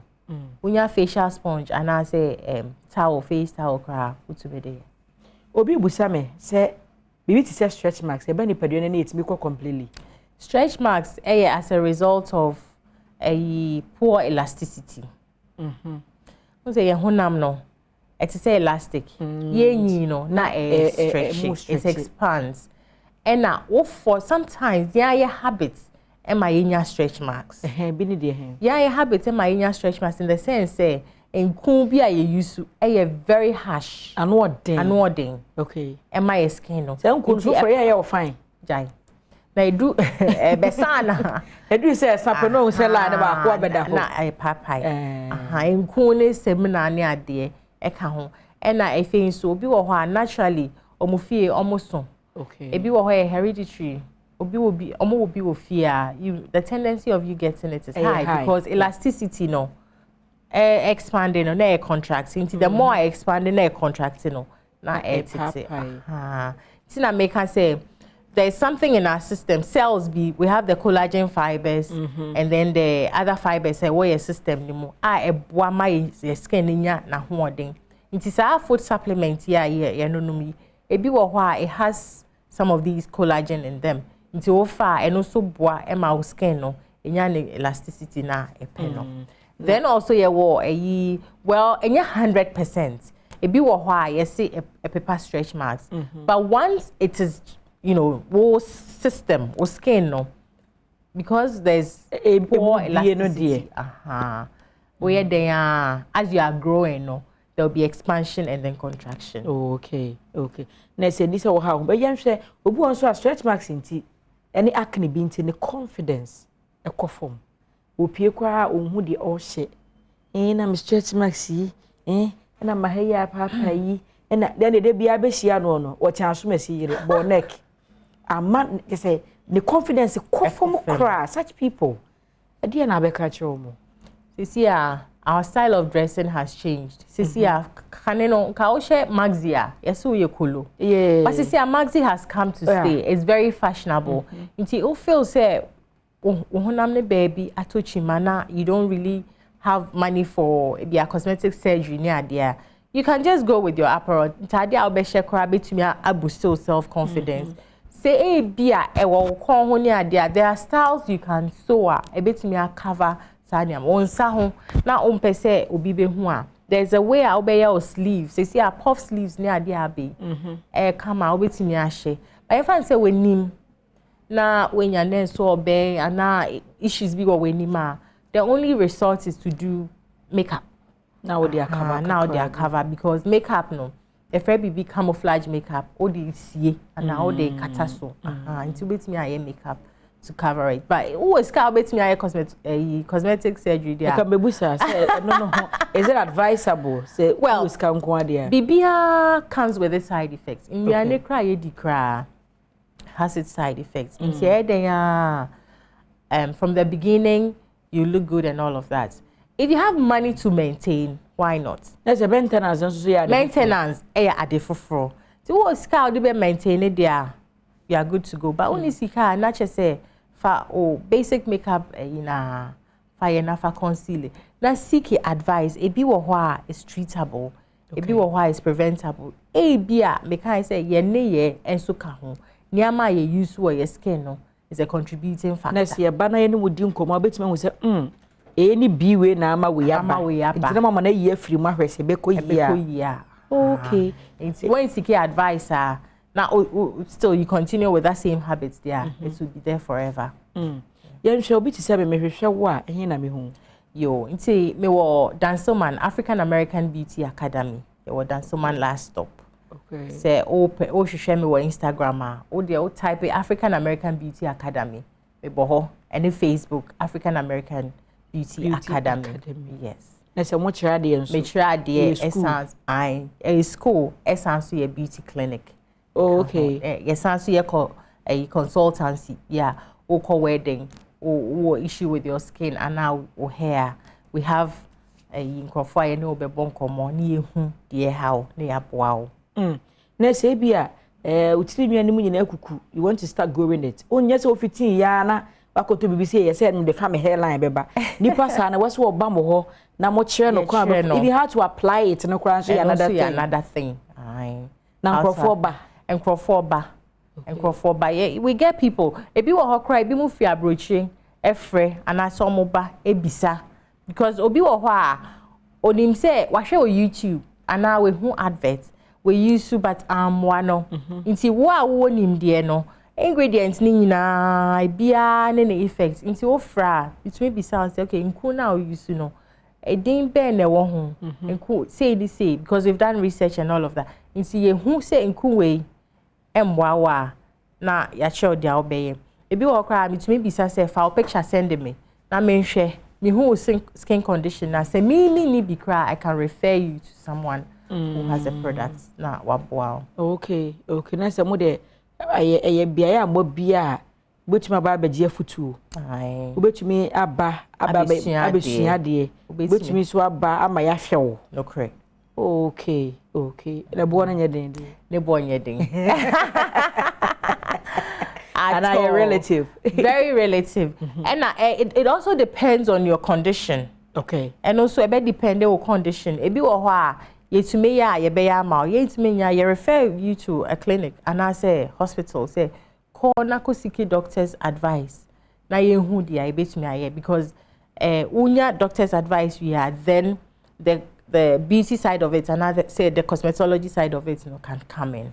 Any esi bibia ba no be yellow na kwabra ne osiwo ne de esi no infusion ese skin glow hwan de na brofo no kora afumadu so kakra eno no ye de ade a okay nti eno no ye for aesthetics for no omo esua beauty ene enro aka ho nti no to say tablet na ye fa for hair skin and nails no eno a na ye de aye infusion na etimi di si uso no eno a na e de aye nsuo no na e di esi uso but wo ni nim dia mpacho men konkoye nti eno be bibi se so okọ mo wo hu nim die no yes emo mfra ba bia nkoto mfa nkoma na esi di se fesi so oh kede no obi anaje no enye obia ti se dia mbika aduane kra ye di kra enye obia anaje nti like the same thing American consultancy ni be boa ye bisa won sem ni ehu wo ayi bia your allergic reactions near a trigger or allergies near there, then we'll know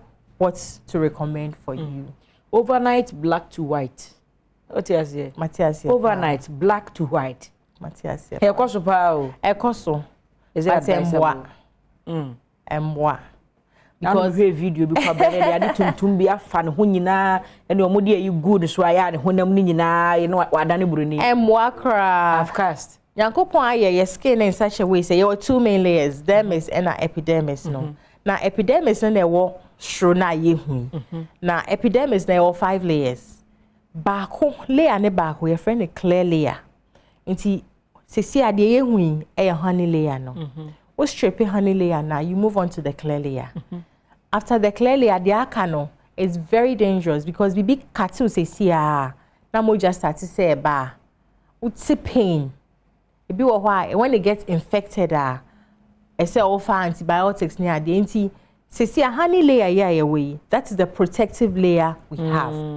We strip it honey layer now. Not just say you've moved on to the clear layer. Now clear layer no in area boss one say a show pa. You see now excuse me to say, omo my bleach pa no my fitano. Omo na momu cry umbrella. And I say. So our AC there out meet now AC car move office if it's well ventilated near there.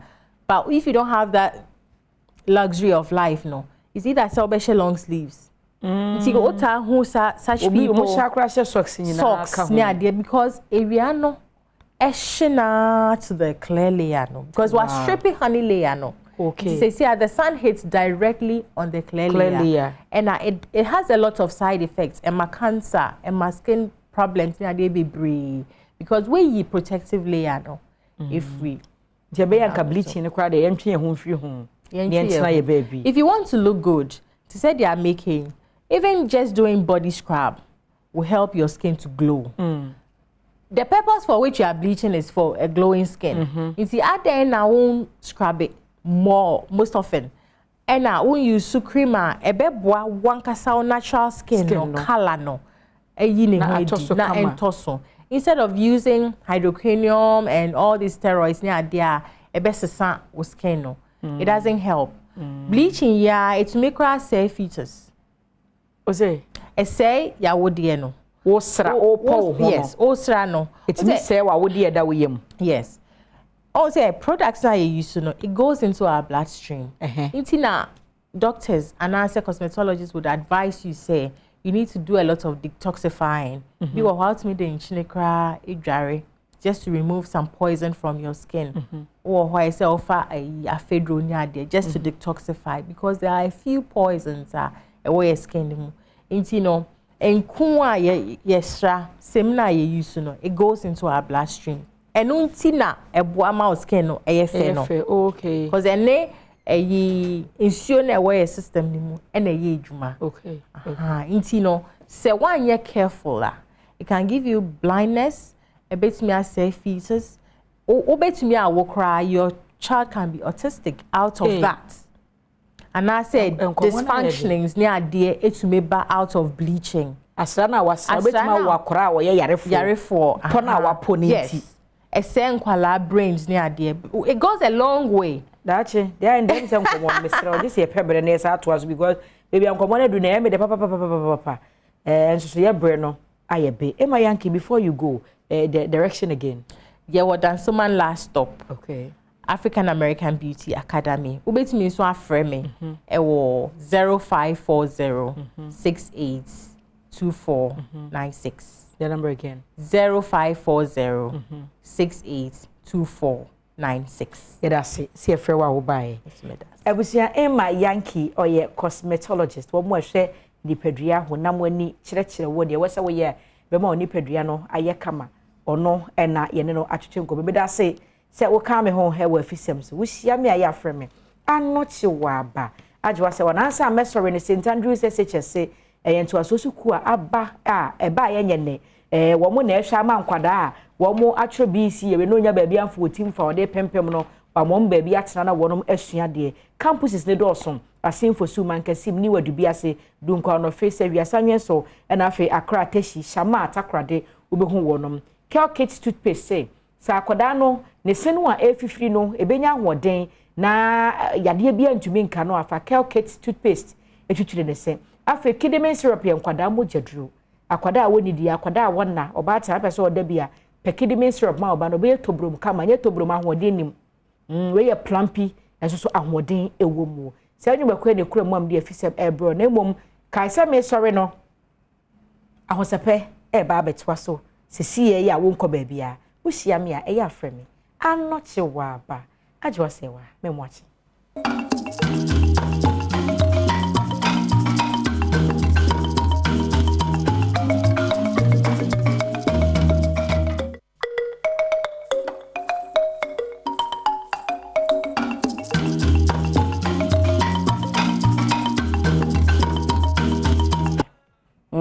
a friend I am pick or normal because you quite chill my datching. You been a gate news what near no car name where you better outside on Tontonarian style baby because you call Black Star Line Festival on Black Star Line Festival organized by Chance the Rapper and Vic Mensa. Na eshe the way why artwork na in yellow and black and then who dampa or a Black Star flag nana. Was I artwork no na eshe line up na ebe Ghana for represent wom sa kodeo masaka with manifesto na one was one fee abrochi be nyina wo na eba was a special guest na we na nkofo ka de Kanye do Kanye ni team no wananam Ghana had a pre-party way nyina no na wo wase nti people are saying that Kanye West be perform ende enumbri or Black Star Square. Nti we are very happy so all bam pam pam paza we're a free concert. You shouldn't miss this. Nti Black Star Line Festival ni yenhwe Chance the Rapper na Vic Mensa how we organize one for this big show tonight. Into that was Chance the Rapper and na Vic Mensa. Na bibi someday Kanye West wana Kanye West yenina yenyim billionaire Kanye West yenina yenyim no. Nti senyim Kanye West ne video badado u screen do na ehu Kanye West make Kanye West ni former a husband to Kim Kardashian. Yes. Nti Kanye West ni fruity bi someday no nyom hands na obenum bro be perform.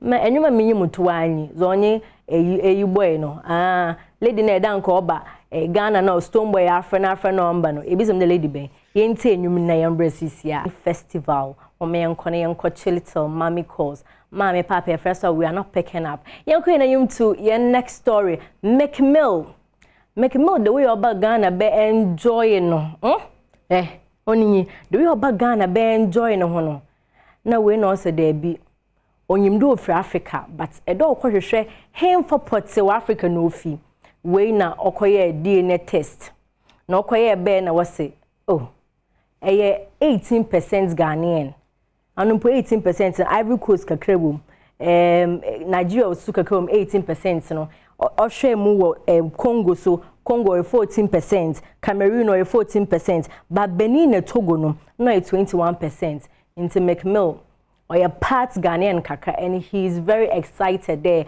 Or your partly Ghanaian because of 18%, and then you are bebre, but Eshanaza of you Togo and Benin.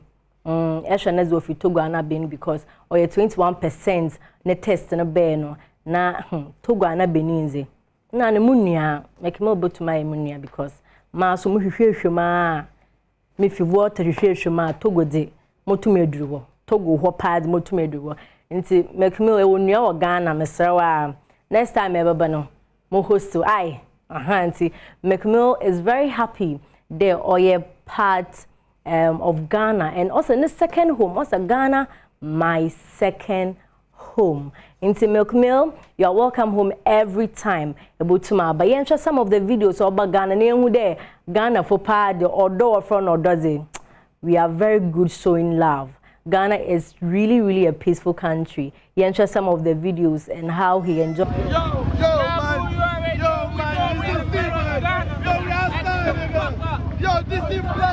Into that was McMill. Now only our cycle was my second home. Ivory Coast and Ghana 18%, but Eshemaha no fee. Benin and Togo 21%. Na me a shop out there Eshenim na how or ye ni bibiade obutumaka ewe pa na Togo no be fee. Togo international stanyam. Inti yakwe nenyuma yanko Kelvin Boy make it tweet be ended da.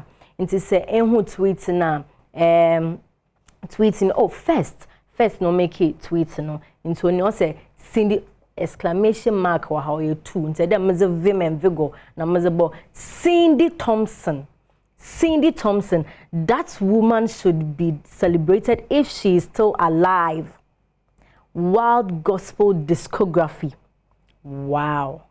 And Kelvin Boy ni Cindy Thompson gospel legend obi be said discography no tell them mama papa minyoba dictionary no or sono but meaning that discography is or a complete work of a performer or a composer.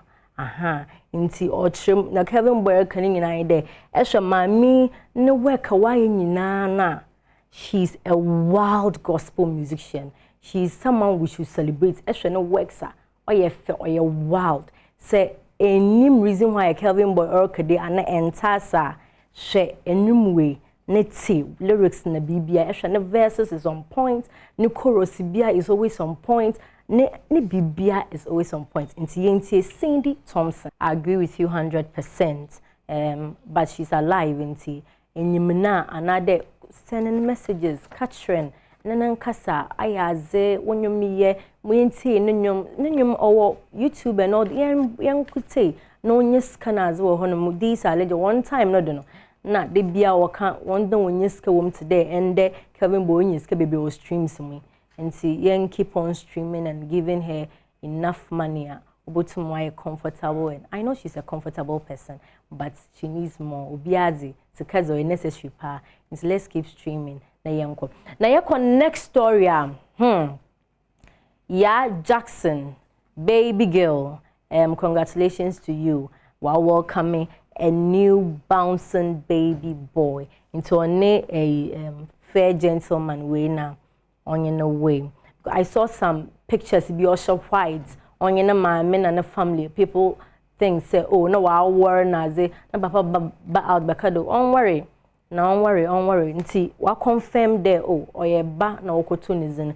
Into this is Ya Jackson whining in nay. Nyinsa no the whiny day yo. Nyinsa no the actress cum musician. Into sang nay huni there or tressini another or bonyum for some time and 9 months na odi ejuma nti she was very busy on bed. Bibi said on bed so okowe nti she was very busy, and we are proud to say you are back on the ground, and congratulations once again. Koye ejuma no na yenhu fa new songs bra twa new movies na yenhwe na yenhu za orokodom. 5 days ago na Moesha Budon o posti video of Anona Obi emoche one Wizkid onye chilling na chilling na wokan I am in shadan taso and I'm kutine ultra picture was a chilling ana mimna chilling ze hu do they are relaxing and be so be ana drinks be so they are eating be like. But when we show baby now, I think it's even an old video, but Nkofo saw a new way because 2019 there was a video be and I watched with Dubai, and then there are drinks there and all those things. But well, we also a new minim baby watch away, mommy minim man kamakacho minim. But more shamo honestly minim ma shushuma de way. Oh, I'm doing your old video, your old video, but it's trending. It's trending. It's momo. Well, old video and a new video because osa 2019 Dubai video no. Osa 2019 Dubai video no. But a new video I posted just 5 days ago no post away. No se ne juma no mo hyanko fu bebre nti just 20 hours ago yana or post another one. I also she loves the new me. Nti director Dachi Hene oninyo say I love the new me so much, and I can't wait to tell the world my story. Story no, trend. There beka asha simple there can't. Nti trend there beka kani na zenhian there. Unwa zone edumanary ye. You are a happy person. Ana ni here there ni na obokodamo. Nti momo be happy. The new you no. When you wanje, but there be a limit on brown. Yes, inti yaka Wizkid na semiaze na yenka about Wizkid neba boy ne third born on ne third baby mama on ne with Jada neba Wizkid neba boy ne third born ni na Wizkid o dan wa Ghana ha nti se hu da neba wa ha dia mema ne onye won da neba wa ha na papa enyi ha mema onye won da o dan wa Ghana ha Wizkid do Ghana pa na be na boy nti we na neba na so no toys na nter ni be osa Mami, pedamo ko orphanage home bi Ghana na me ko cheche no nyo nko da girl cheche no toys na ni bibia man na she this is so beautiful.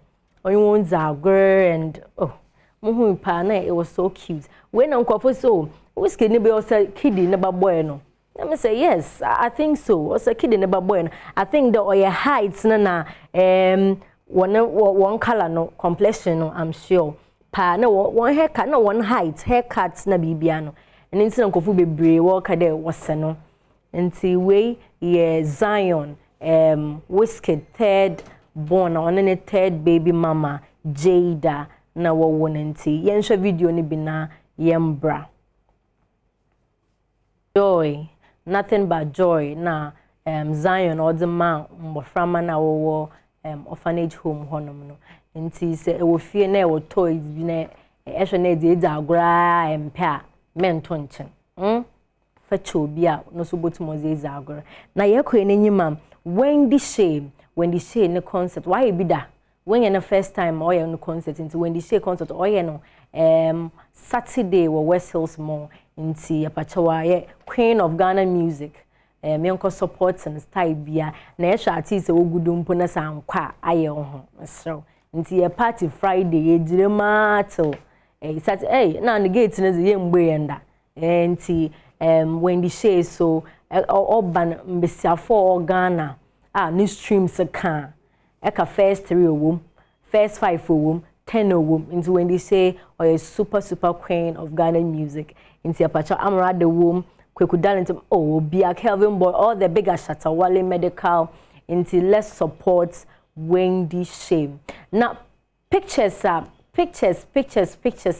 kofu a post young celebrities will post this week yehunde e dey share with you ebinie ni ade buare na your makeup is on point me pe how locks ne dey gum Grammy nominees Burna Boy ne Rocky Dow and this is Jackie Apia na ma meaning to say nyima Jackie Apia na ma meaning ehunu kampo ehunu do sana pa okọ wedding weekend na eshe hawa last week sorry eshe hawa wa address ehun there Jackie Apia the beautiful Jackie Apia is here my time aso my director time Mary Mapon Mrs. is Sandra Abasena akakpo madawasi bebre de tune into Adom TV eshe bedroom ahosepe ya mebo Monday the guy is queen sister Sunday be a guy obobono za ahosepe za bro madawasi bebre de eshe bedroom ahosepe medase.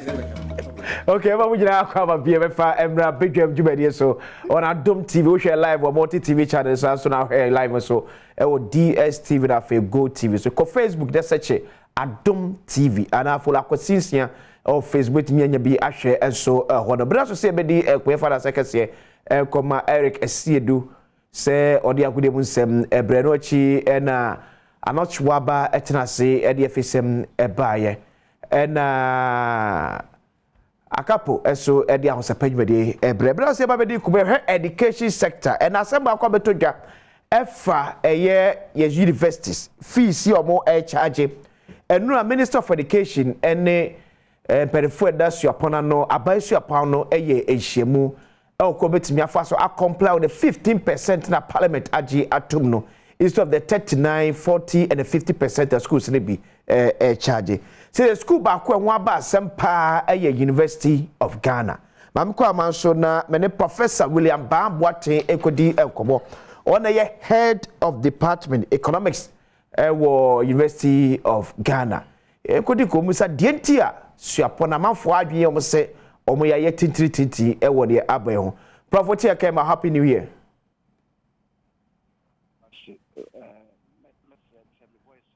Professor William Badwam what you kai mwachi ya what you menka akraba ko de nyame adom me hon fa me kase nti me voice no anye so me ba modin akasa se be ya amanfo betimi mate ore kafra pa nyame ensa yare Prof enra enhyem de course wo Ministry of Education ne ye TTB ayese other public universities ni nyina agi atum se o mepre amanteso no aye adwuma but University of Ghana ya difficult ne modisuafo se emusam se mo challenge pa ne sentia Emma university to comply with the 15% na parliament agi atum no minia medawase messipi se ba sa me ka se me bo wakitu bia na mo dia cheme okay because me ya twase nya code kakra. Now, at University of Ghana, you're tinti be. I'm so Casano, we say Aban say universities no yen fees increase no yen 15% over the parliament ajatumo. na me ka say mon mema figures okay na fe what ya see em say entiase no anya adwuma ni kura mi nsam wa ha eye fisa parliament agitumu say all universities anye any programs ni nyina fees no na mema wo eye regular humanities bachelor of arts eye parliament no acta omo pass here act 2022 act number 1080 sa act ni mo no parliament say continue students omo legon omo eye bachelor of arts in 2019-2020 fees I was a university no omo agye eye 1,234 cedis. Eno ena ewo sa act ni mu. I was a University of Ghana a charge. Okay. Now so we calculate 15% on it. University of Ghana calculation no eye 1,419 1,419. It's me power chow. So we calculate our okay. Parliament say 2019 or more action. Bachelor of Arts continuing students 1,234. And as I say, FISA University of Ghana ya charge 1,419. So we have calculation na 14.99. America enka hon bi say the parliament eka say yanyi sa PCA ya na students na SRC almost ka say I was a student no etia bibi kakra enti SRC de almost yam fanka ho 105 cedis and here SRC dues ana SRC okay no what we called reprographic fee and SRC development levy. Does it apply only to University of Ghana and as it cuts across all public universities? I know the University of Ghana I know the eco students no SRC almost development be and the almost the kakra man kwan so betitia no mo SRC development at my university. Okay, anything a prof na mama bisa say SRC dues and now say separate from the usual dues for SRC no. And I'm saying SRC muniti mekan ye ekrame no say the yes ya title no. It the ekra no ye SRC development dues. Ye friend no reprographic fee and SRC development levy. It has been in existence throughout. Sabra me no ka say mentimi enko akire enhu say yese bia SRC po na betimi aka ho asam. So to the best of your knowledge, aye students na sika enye management ka enti ukọ oba me department there will be a friend of University of Ghana Economic Student Society aye students na omo association na the abai si yenye na yenye calculate ni die eno no aye 14.99 on the approved fees of 2019. What you say? Okay. And she says students who say when you be a borrow, the yen you calculate 15% on 14 point on the 1,234. Yen you 14.19 and you say yen students no you be class student dues account to the young fan say ta levy a dues cry and the students no. But also prof ninyina and a pilot up Emma University of Ghana ebro the threshold na government they that's the 15% no. So many as obeti masia a students no and they complaining. Yes, sika we say no a students and the aba management. Say you person yes adi we ma students no. We a student body. And nti afibia ten na wo school na etie no. Yeah. SRC dues ewo ho. Meboa. Sure. It is SRC dues ewo ho a eno no enye university management ena akofa aba ana won nyagi metuase o prof but se obi di bibi baba beka fees ho na se management egitum na ebeye controversial to ne oman amamra eka certain the university also has a discretion to kick against ne modi baba kan we ebe me yakọ beyond ne yaka kire se yenye so ye betimi ano e be separate from the usual fees na abaya twa to say school no enyina na ano na me kire wo say ukọ secondary school ebra na PSHS MI na say ye ma bill ye ma itemized bill sure and she may ma the itemized bills no na what you say sika I was set 15% no and no young university management ye charge no and mama was happy gan what you say na say ne be ya e be a student be a OT me na obeti ohu say na ye can say 1,419 na mom me hu bibi to say 1,524 for continuing students. Let's just say I was saying say students no I was saying say SRC say omo eye omo juma omo be kwa ha omo be say yentimi fast fees na university no at the area university juma ema omo what you say. So near Professor William Badwam Ekama Adom TV ahwefo students here at University of Ghana etia say the university has not charged fees more than 15%. Jamaica actually say University of Ghana has not charged fees more than 15% of what government asks us to charge on 2019 gazetted approved fees. No. And she say, because university I tintia. Na eye me manka kakra if you say brodi beka say book no lie enunti say anka ukra sa gazetted approved act 1080 okay parliament approve and anka washa sa figure na me maw the University of Ghana ye calculate ye eye fees eye charge students na ube say eye 14.99.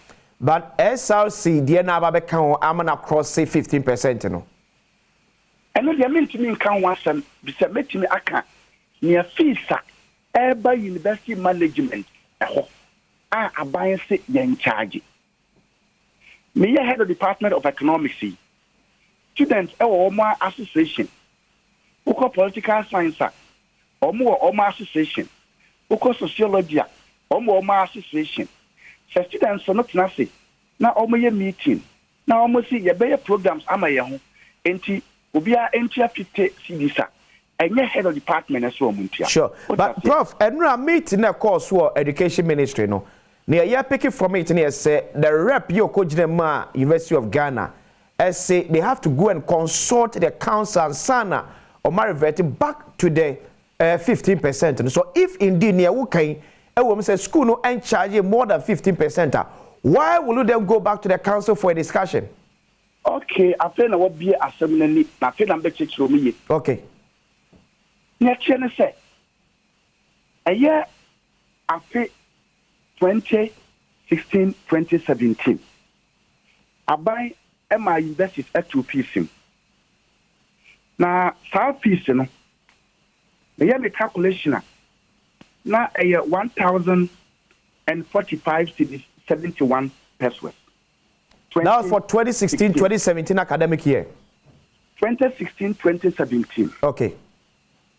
And until 2019, 2020, no, we not make sure a Bachelor of Arts continuing students and okay. A case. And it's a Bachelor of Arts 2019-2020. Abai can say universities in increasing fees by 5%. And the University of Ghana, they calculated 5%. No, continue students. No, let's say no, abai 1,098 cities. What you say in 2019-2020? What you must say? Me too, Prof. Okay.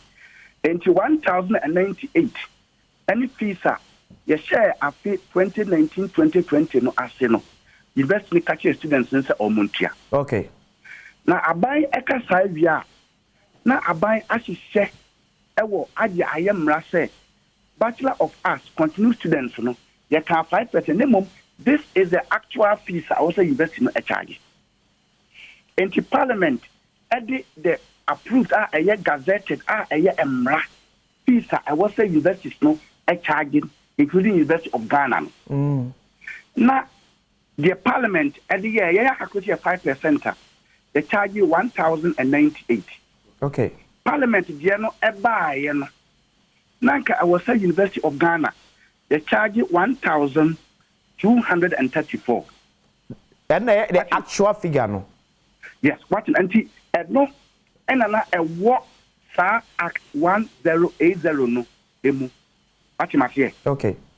Name na your student no at 1,098.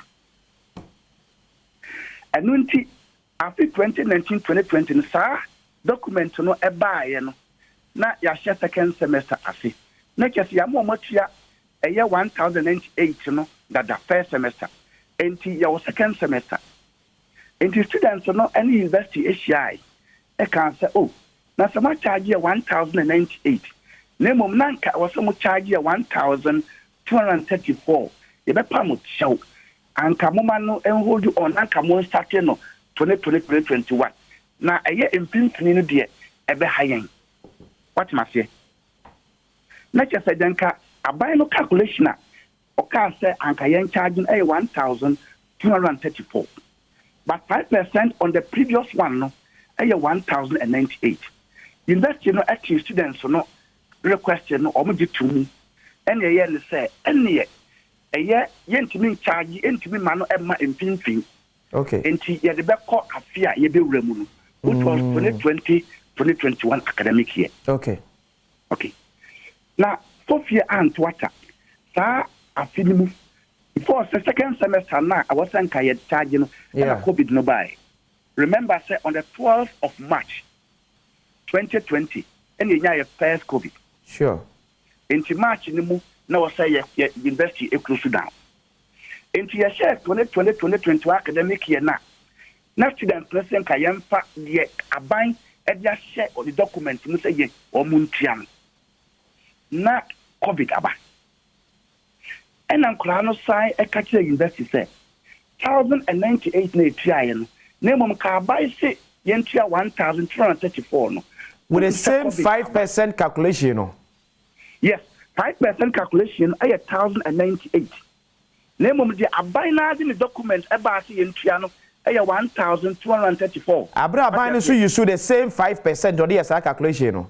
Yes, the Abina university now say only 5%, but only figures by now 1,234. And when you calculate okay, but Prof, when you bet to us the floor, as I mean, Sabin Kwana Chima so dear. Abai Ajia to me say, Yemfa 5% and Enya Juma. University of Ghana calculating the 5%. Abai be calculating the 5%. A Susunia war, Abai 5% to calculating him, any University of Ghana, dear, and to Chelsea. And young Kwao, a university na Tiu.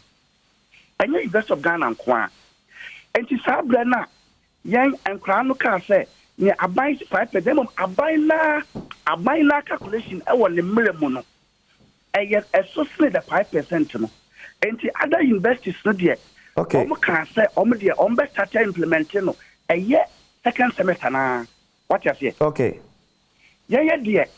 Yeah, Abby, I'm making a say, Ubeka say a mistake, name mum. Yeah, the any man shy, yeah, and say, yeah, the Beko 2020-2021, the actual one. Okay. And the University of Ghana, yeah, and SRC, it is our swapper because when we run the university, Abla won SRC, no one quadano, if maybe I would normally, sorry, we normally in town. Sure. And when the COVID by, not just say a home business. Say, oh, ya get to say, and can you buy a document, you know? And Anka, you see it, your name, mum, COVID Yaba, they say you be classes if you are online I was student etia data any near yate ase enya hwe ye ne abe absorb them I was here gitu mu say I was sanka bia 1234 enti abai documenta and then a letter or the buy no a approved and gazetted one 1234 enti enkwada no de enam say omutia 1098 no omu fees say and only the abai ajatum abai documenting after what you say Prof I will submit me at here because to be honest if indeed say abai the same 5% na year the calculation and the konya 1200 and University of Ghana so usually the same approved 5% and the konya below 1200 yeah then yeah minia unyantie masie okay tie say aban ese yam 15% and to your piece no yeah aban we na chi no 15% no eno no enye emra no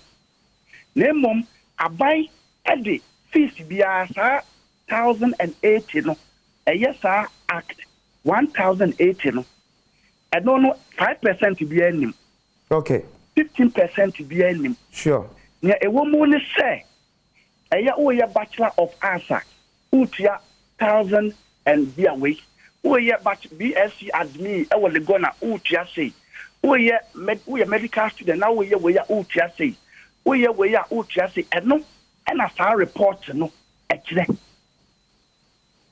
what ma say see am no ka say abai say yan 15% abai be sign aba na what the eye emra no access say all the programs, University of Ghana, your programs are means Mrs. Make us every 1,000.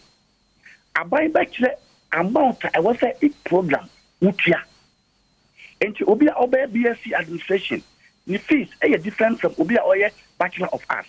Sure. Obia Oye a Bachelor of Science. Obia Oye fees no a different. And Rano I buy at the Babafi Parliament and 5%. Emrana about the ban a bachelor fees I was so charge. A bachelor basically on the approved percentage na parliament ede aban enum ne be calculate enya the actual figures no. Won't you see enya percentage na sa document no ekre there be aban say Saturday ya sha say ye ya fa fees figures no ma ye no obi answer 50% into so. What you say? Now, actually, I now the figures, no, each program, dear Baba. I'm so, what you say, 5%, and your University of Ghana, and I calculate 5%. I not figure that you want, and you're different from other universities, no. Name of other universities, dear, no, and also now a lower than the I now the share document. Prof, could it be, sir, a buy calculation now or yeah, no? There were some complementary figures beer na enka the 5% odi kan ye on the account ma aban de could do 1200 nana sir me ya me calculation ya make me aka say in 2016 2017 ebesi 2019 2020 yeah na yen two fees okay enunti sir me ya me calculation ye me hu ne say na aban percent investors no you did 5% about 2016 2017 yen so now about 2017 2018 now yeah the 5% at 2017 2018 now about 2019 that is what a bank calculation it look like and so over 14 over the catch that on half figure on the mile say a 14,045 okay and yeah, what the 5% account one, about 1,098. Okay, fast forward and approved one. No? Okay, 1,234. Sure. So me calculation is here minus 1,234 divided by 1,234. Let's just abide the na. Okay, or only at the year in the figures no. 15.3%. Name on my uniform figure say, you know, 5%. Okay. Eti prof, quick one share eti sir, if the university no and charge more than 15%, why are you going to the council for a discussion and sana mabajini aban e kanatu? And then I'm will say students are not there, and I'm say university was very, very concerned. Our university in chair said Muntia 1098, our students now be part show. Say aban say Muntia 1234 by their own act. No. Name many of the kind Amamusa Muntia 1098. And Tibusway and COVID-19 1098 now and on. Students need to feel sick. 1098 and Utia last year. And 25%, 15% account one. 5 figure lower than near your calculation no at yet. Okay, it is possible to see here that it means say more 15% na mo calculate here no. More calculated on government then 1234 so. Excellent, because I know na abansi yenye. I know statement na buy no. I know na abansi yenye. Why do you use that figure when one fair no anya adwuma? If I can say, I didn't know we use that figure now bra one fair anya adwuma. Ma me di adwuma. Because we charge 1,000 below 1234. Okay, my flip coin no. Say aban at the bar say you charge 5%. And anka no you charge man bro so. And as I be 15% no e kan ye bro aban dey so. Yeah. Anka obeka say ya ye boni ana. That's a prof. Aban dey say ba ye no. Graduate programs no aban dey at take graduate fees so. Graduate students of fees no at so. Yeah. Enti so person say you charge students na e higher than the aban dey ma ye no. You can quote 15% on the higher figure na. Okay. Prof, I'm saying you know. Okay. I was here here. Mate. Say me ko akotwa media. Na se menye ntwa. Bipieto e ka wansam ho. Okay. Professor William Ba Wate a head of economics department University of Ghana. Akreda se pia no peso anya brand edi nkomo. Bidawasi. Nyame sa yare nso. Bidawasi. Kwasi Kwate a head of communications for Ministry of Education. Kwasi boko dia. Minya me hoye papa. Official pa. Afen nkomatu ebio. Afese say de enya kasho na sika mai. We dey kweku an dey simu straight. Yeah. Near Prof Erkain. Yeah. Sana net year 2016-2017 academic year. Government calculation of 5% no ekoye more than the university no calculate here. Minya me da say. Say ma memfem free ha. Na ntiase no emre yi. Dawra ba nyina na menteme ho ase ne position University of Ghana Ghana de agina nyina na free say a fees ho sensem aba. Yeah. Na fees ho sensem no ye wo mra regulatory fees ho sensem. E che say won mo hye mra wo krom ha no adwen say sabi se we live in the bed na ye open na university bia na tertiary institution bia and the ono na draining in susuye determine which fees he or she is supposed to charge. One here na amboa inina because the University of Ghana so be charge say at the HW so be charge say and the UDS so be charge say. And you hear you 26 public universities. Okay. And you 46 colleges of education. Yeah. So we no munina which is around let's say 72 yeah. 72 public tertiary institutions. Yeah. Na eno na aban ne tena se ya no se dabi e wo se oyemra a ebe regulate won mo fees won sensem ka. Yeah. Enti nkomo ayi di nyina no out of the 72 tertiary institution it is only University of Ghana and on the entiase na omra no what you say different. Let's take it from that perspective.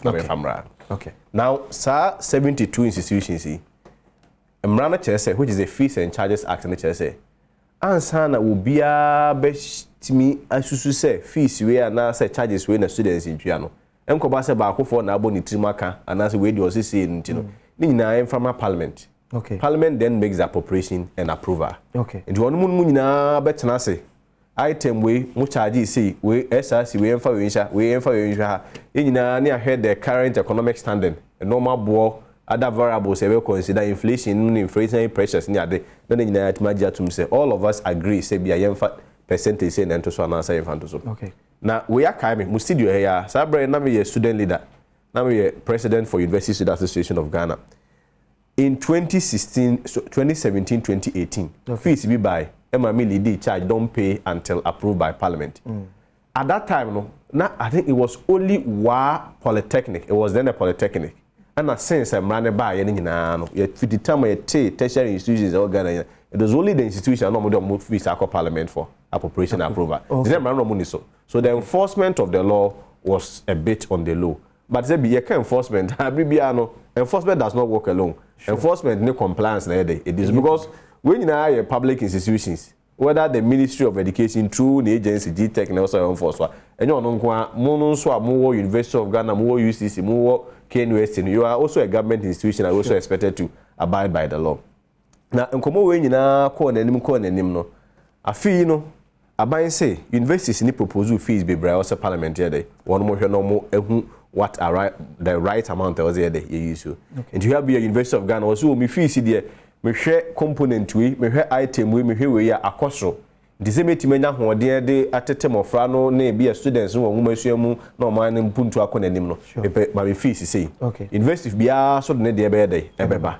Parliament transe ne onmu nyina transe onmu gitum zampa we are say den kakra. Yeah. Ezo to so form here dey dey. Then so nyina agree on 15%. 15% no a increment of last year's fees. Indeed, what you charge abroad so ko anim as an institution no a 15% of what you charged last year. Okay, but because you bet us, but concern prof a raise na it's Yamba University of Ghana DM. A man look at say and no crescent government 5% no for 2016-2017 the calculation here more than University of Ghana I want okay. And the 15% na ya approve here no that is paid on last year's fees. Yeah. All universities are tiase. Okay. I think the challenge had to do with some universities KNUST, UCC and the other universities and run any share no. Okay. Now me di besi University of Ghana and me one me di be wura no. Yeah. One mo asem mo kan nyina na say well I'm 15% in the of last year na charge you. Then so there were other components here in Kwara na aye dey etena ase here dey edwin ho. Tese na papa in the first point no make it so on more SRC for you. Yeah. That is when minister reminded them say no. Hey eba mrasema is not subject to discretion.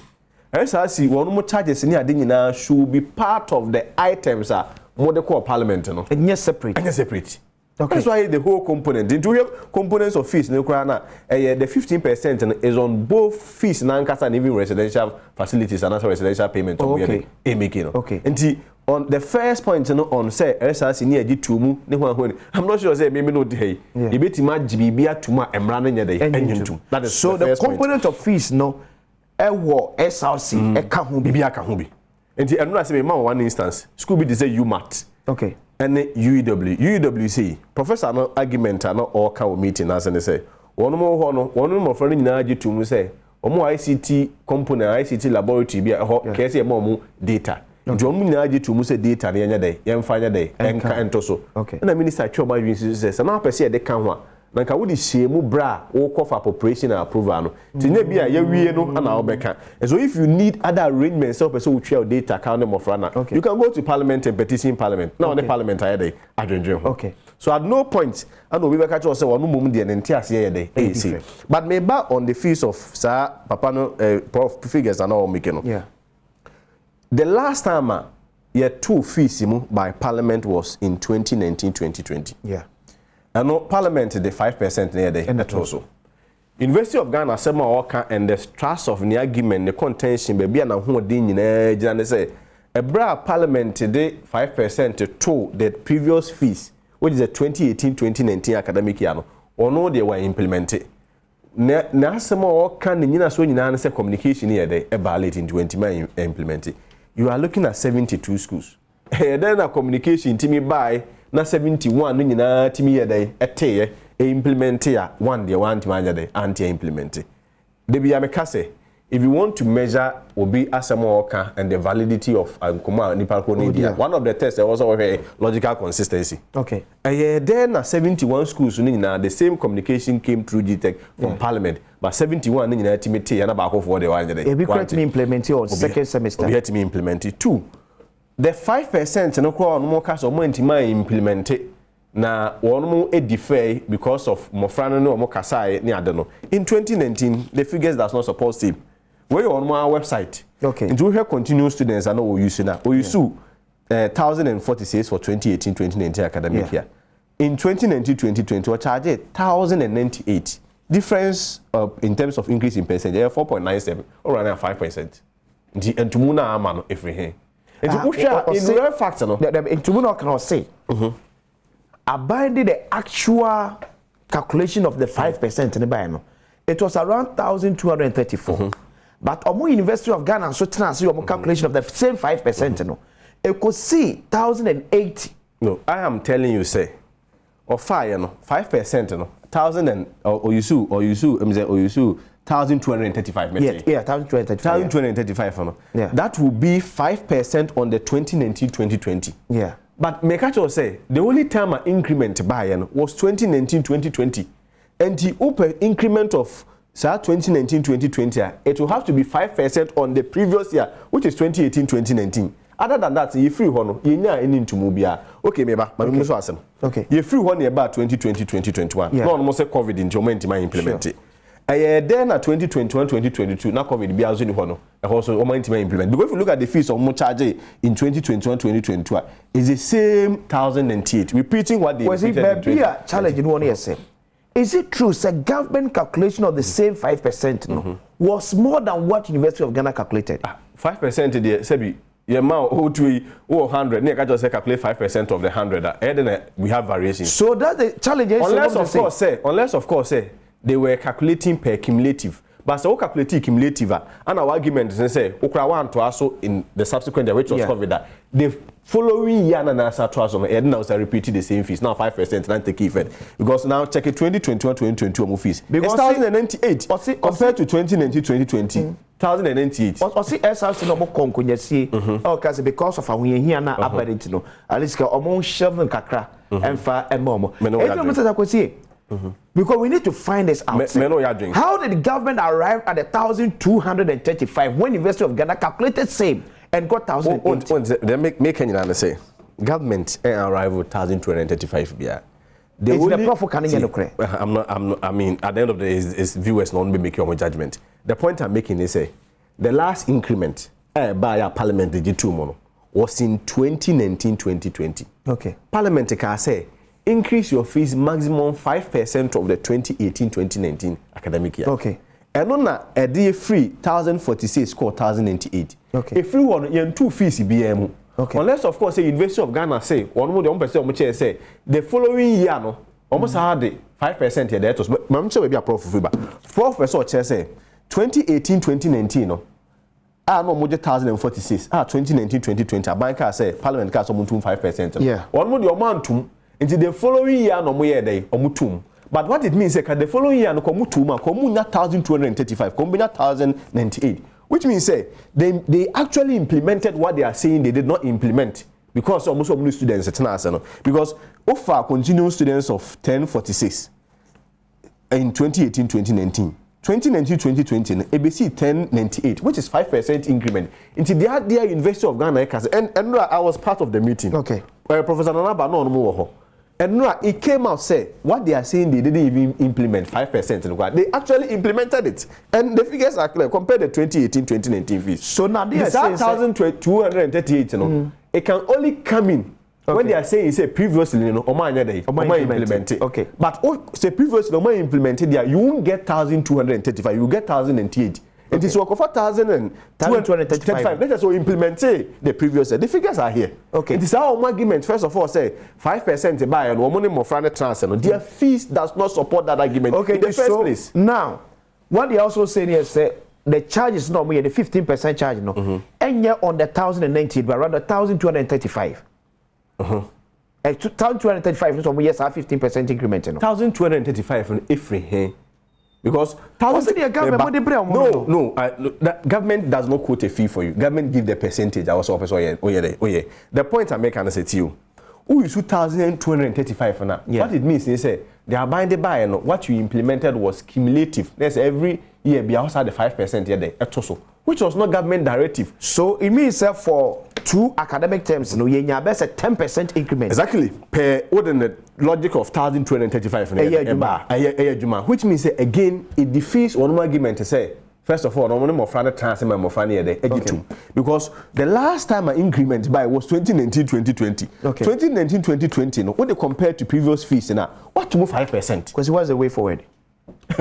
I think what is most, and I mean before I remember Hono. Okay. We share say current fees at University of Ghana a charger compared to what was charged in 2021-2022. I mean what deal. And then what's it when you see increment no? Or continuous students of 1,098 in 2019-2020. Yeah. Not the same figure na ankasa no. What's happening the same figure na ankasa ewo in 2021-2022. I don't know, so maybe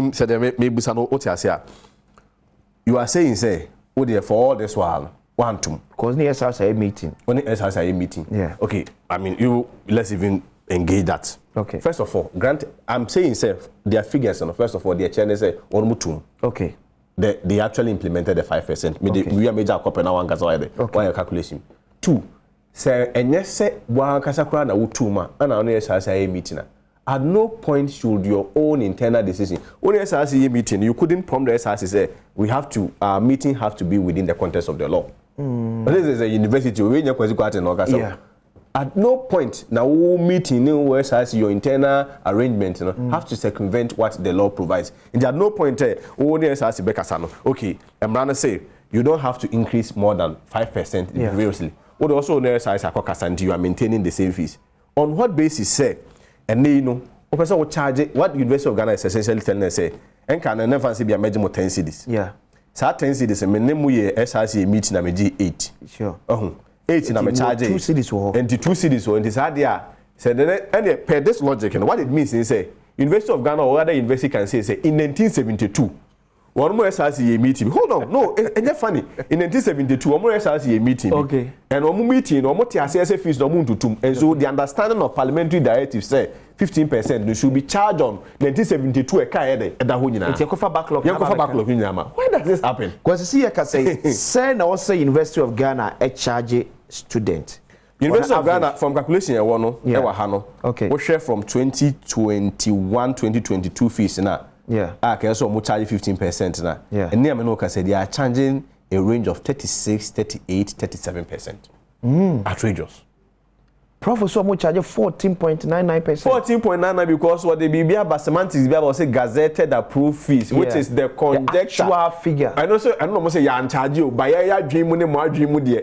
Enti the tini madam law so your parent home.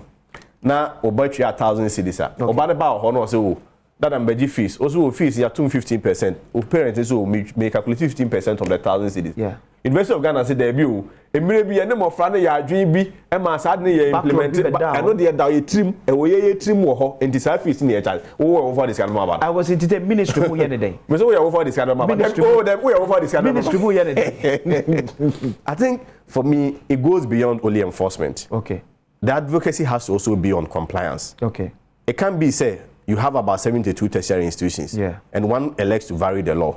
No only also enti say about money day different. The Ekase ministry there, which of course I mean is a question about enforcement. Then Hey, Sebi, Parliament make a decision now on this one. It means Parliament you have an issue with Parliament. Parliament will query you. Not the will be on my day and waka. What we as a ministry did, and say you're communicating again, remind them of the position of the law. Okay. If there is any institution that is expected to violate the law, any Ministry of Education, I say a tertiary institution like the University of Ghana. And here can be an enforcement, and there also a bit about compliance also. Should they be compared? Oh, I'm not sure. Say I know better than them. Okay, Professor Nana bad administration and before lawyers and penny for professors and that. They are not willing to back down from where they are. Oh, I am not sure they will be the premier university will want to set a precedent. Say one more ebebo mra so okrom ha dia na ministry betime ho me nya sure say bedru hompo omo bedi so because student student awofuo nim se ye kwa akotwea sen students see ka nsem no for and me it's catch the power na adwen for me say we also have to give the benefit of the doubt. Okay. Enura ye Professor Anaba no muhia for so far as I'm concerned, yeah, that is the official position and the official mouthpiece of the university. Sure. And also in Chelsea bia se bi obi okasa wo hu bia no na asem ho ka no entra so mu anase ye gitum. Okay. Nanso se bi bia pani ye dey edi animu. Enura nkita hudi a Minister for Education Ura Dr. Duchum ne nyaaya no. Any universities that can share within less than 5 minutes. No be say ampa obumra no so. Obi ase mebumra no so na me explanation say me ne esase. Ka minister say that only esase kan e ya wasem eno mem. Yeah. Wezu na ahokyere bi kakra o ho ntine pese ye dey eka bi da ho ne pese ye so minister say no nya dey enim ne aja to mra no should be supreme. Okay. It's only University of Ghana. No no kwa no wo mo ni echiniye wo mra no hu. Their contention was there wo mo de no mo temra na se foforo. That's what I'm saying. Say out of the 72 tertiary institutions, if only one institution is on there, then tell us about money different. Fine. But at the end of the day, no, what the resolution in now or say one most of no council yede ekokasa. Okay. Unless of course there is an official correspondence. Council no catch say one more that is the position. Mo take it. Then Sabamudia all consequential decisions will be taken from there. But going until forward, then, I'm not sure. I will look say be a science MA. Every academic year be able publish every course and respective fees or say student be. Oh, universities in publish you. Universities in every term be more published. So because you bet me and be from the Ministry of Education. Say be at least be was students in the kwa yen konya that's contradiction. Say the nearby benya for University of Ghana any government today. Oh, they say everything has to be done within the framework of the law. Okay.